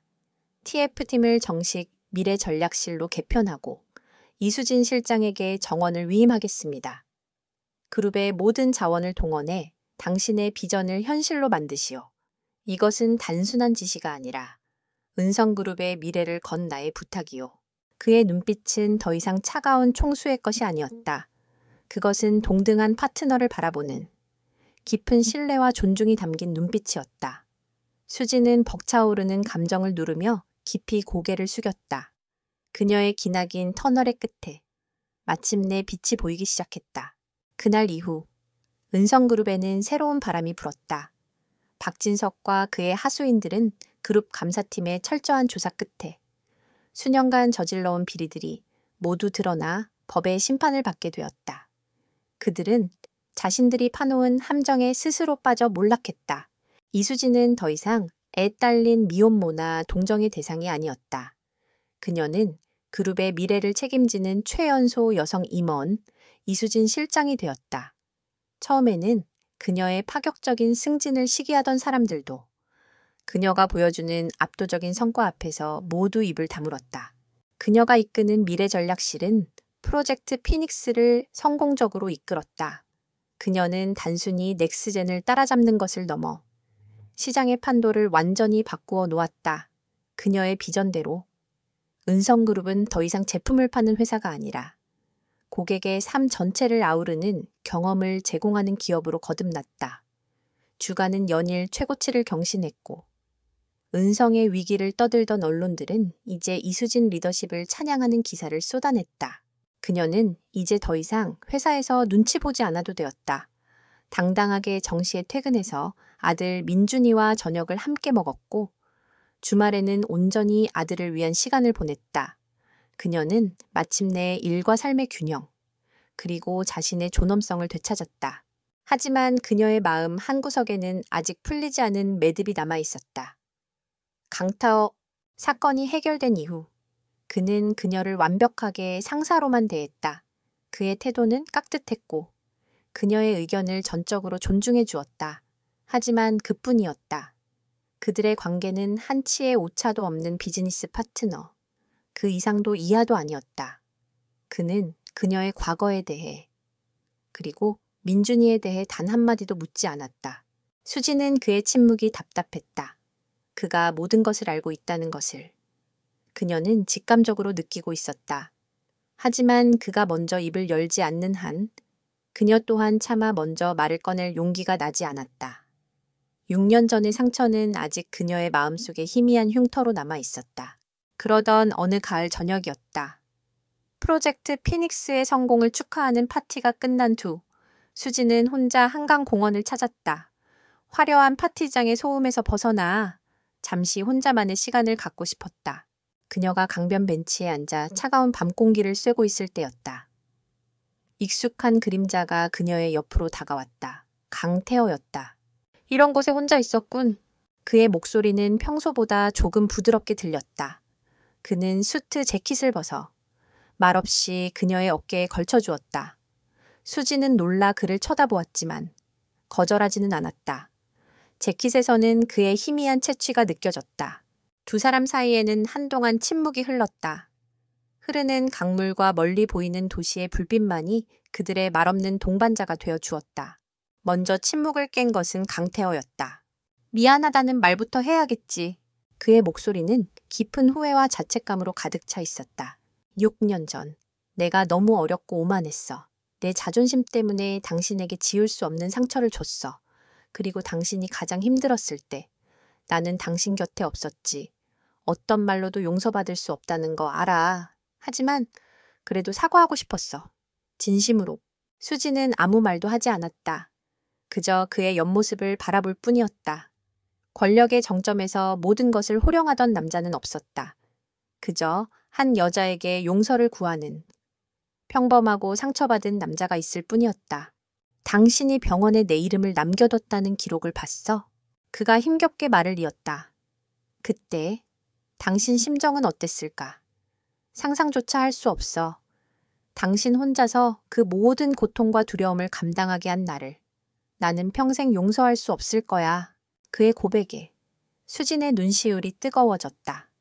그녀가 지난 6년간 혼자서 삼켜야 했던 모든 서러움과 아픔이 그의 진심 어린 사과 한마디에 눈 녹듯 녹아내리는 것 같았다. 꼭 괜찮아요. 그녀가 마침내 입을 열었다. 그녀의 목소리는 강물 소리에 섞여 부드럽게 퍼져나갔다. 지난 일이에요. 나도 그때는 너무 어렸고 세상을 몰랐어요. 당신을 원망했던 적도 있었지만 후회하지는 않아요. 왜냐하면 나에겐 민준이가 있으니까. 그녀는 희미하게 미소 지었다. 민준이는 내 인생 최고의 선물이에요. 당신이 나에게 준 그녀의 말에 강태호는 고개를 돌려 그녀를 바라보았다. 그의 눈에는 이슬이 맺혀 있었다. 가면처럼 쓰고 있던 모든 무표정과 냉정함이 사라진 그의 진짜 얼굴이었다. 민준이, 우리 아들. 그가 떨리는 목소리로 말했다. 그는 조심스럽게 손을 뻗어 그녀의 뺨에 흐르는 눈물을 닦아주었다. 그의 손길은 따뜻했다. 수진아, 내가 너무 많은 것을 망쳐버렸지만 지금부터라도 다시 시작할 기회를 주지 않겠어, 당신과. 그리고 우리 아들 곁에서. 내가 놓쳐버린 시간들을 만회하고 싶어. 당신의 남편으로. 그리고 민준이의 아빠로. 그렇게 살고 싶어. 그것은 그의 인생에서 가장 솔직하고 절박한 고백이었다. 수지는 더 이상 망설이지 않았다. 그녀는 그의 손을 마주 잡았다.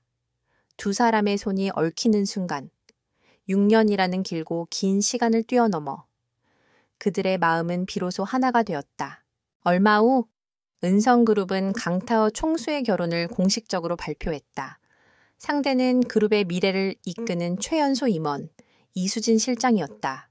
세상은 그들의 드라마틱한 러브 스토리에 열광했지만 그들에게 중요한 것은 그런 세간의 관심이 아니었다.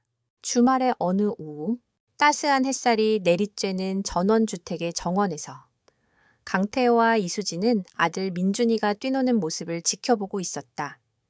민준이는 아빠가 사준 드론을 조종하며 신나게 웃고 있었다. 아빠, 저기 봐. 내가 소행성을 피해서 화성에 착륙했어. 민준이가 외치자 강태호는 환하게 웃으며 아들을 번쩍 안아 올렸다. 정말이네, 우리 아들. 최고의 파일럿인데 그는 아들의 뺨에 얼굴을 부비며 행복한 웃음을 터뜨렸다. 한때 세상을 다 가진 듯 차갑고 외로웠던 남자의 얼굴에는 이제 따뜻하고 충만한 행복만이 가득했다.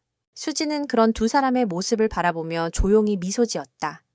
그녀의 어깨를 감싸 안은 강태호가 그녀의 이마에 부드럽게 입을 맞췄다. 고마워, 수진아, 내게 돌아와줘서. 그리고 우리 민준이를 낳아줘서. 나도 고마워요. 다시 나를 찾아줘서. 그녀는 그의 품에 기댔다. 세 사람은 하나의 그림처럼 완벽하게 어우러졌다. 상처와 오해로 시작되었던 그들의 인연. 세상의 편견과 시련 속에서도 그들은 마침내 서로의 진심을 확인하고 잃어버렸던 사랑을 되찾았다. 엄마를 무시하던 회사에서 천재 아들은 아빠인 총수를 찾아주었다. 그렇게 세 사람은 비로소 완전한 가족이 되어 상처를 보듬고 새로운 행복을 향한 첫걸음을 내디뎠다. 그것은 길고 긴 폭풍우가 지나간 뒤에 찾아온 눈부시게 평화롭고 따스한 오후였다.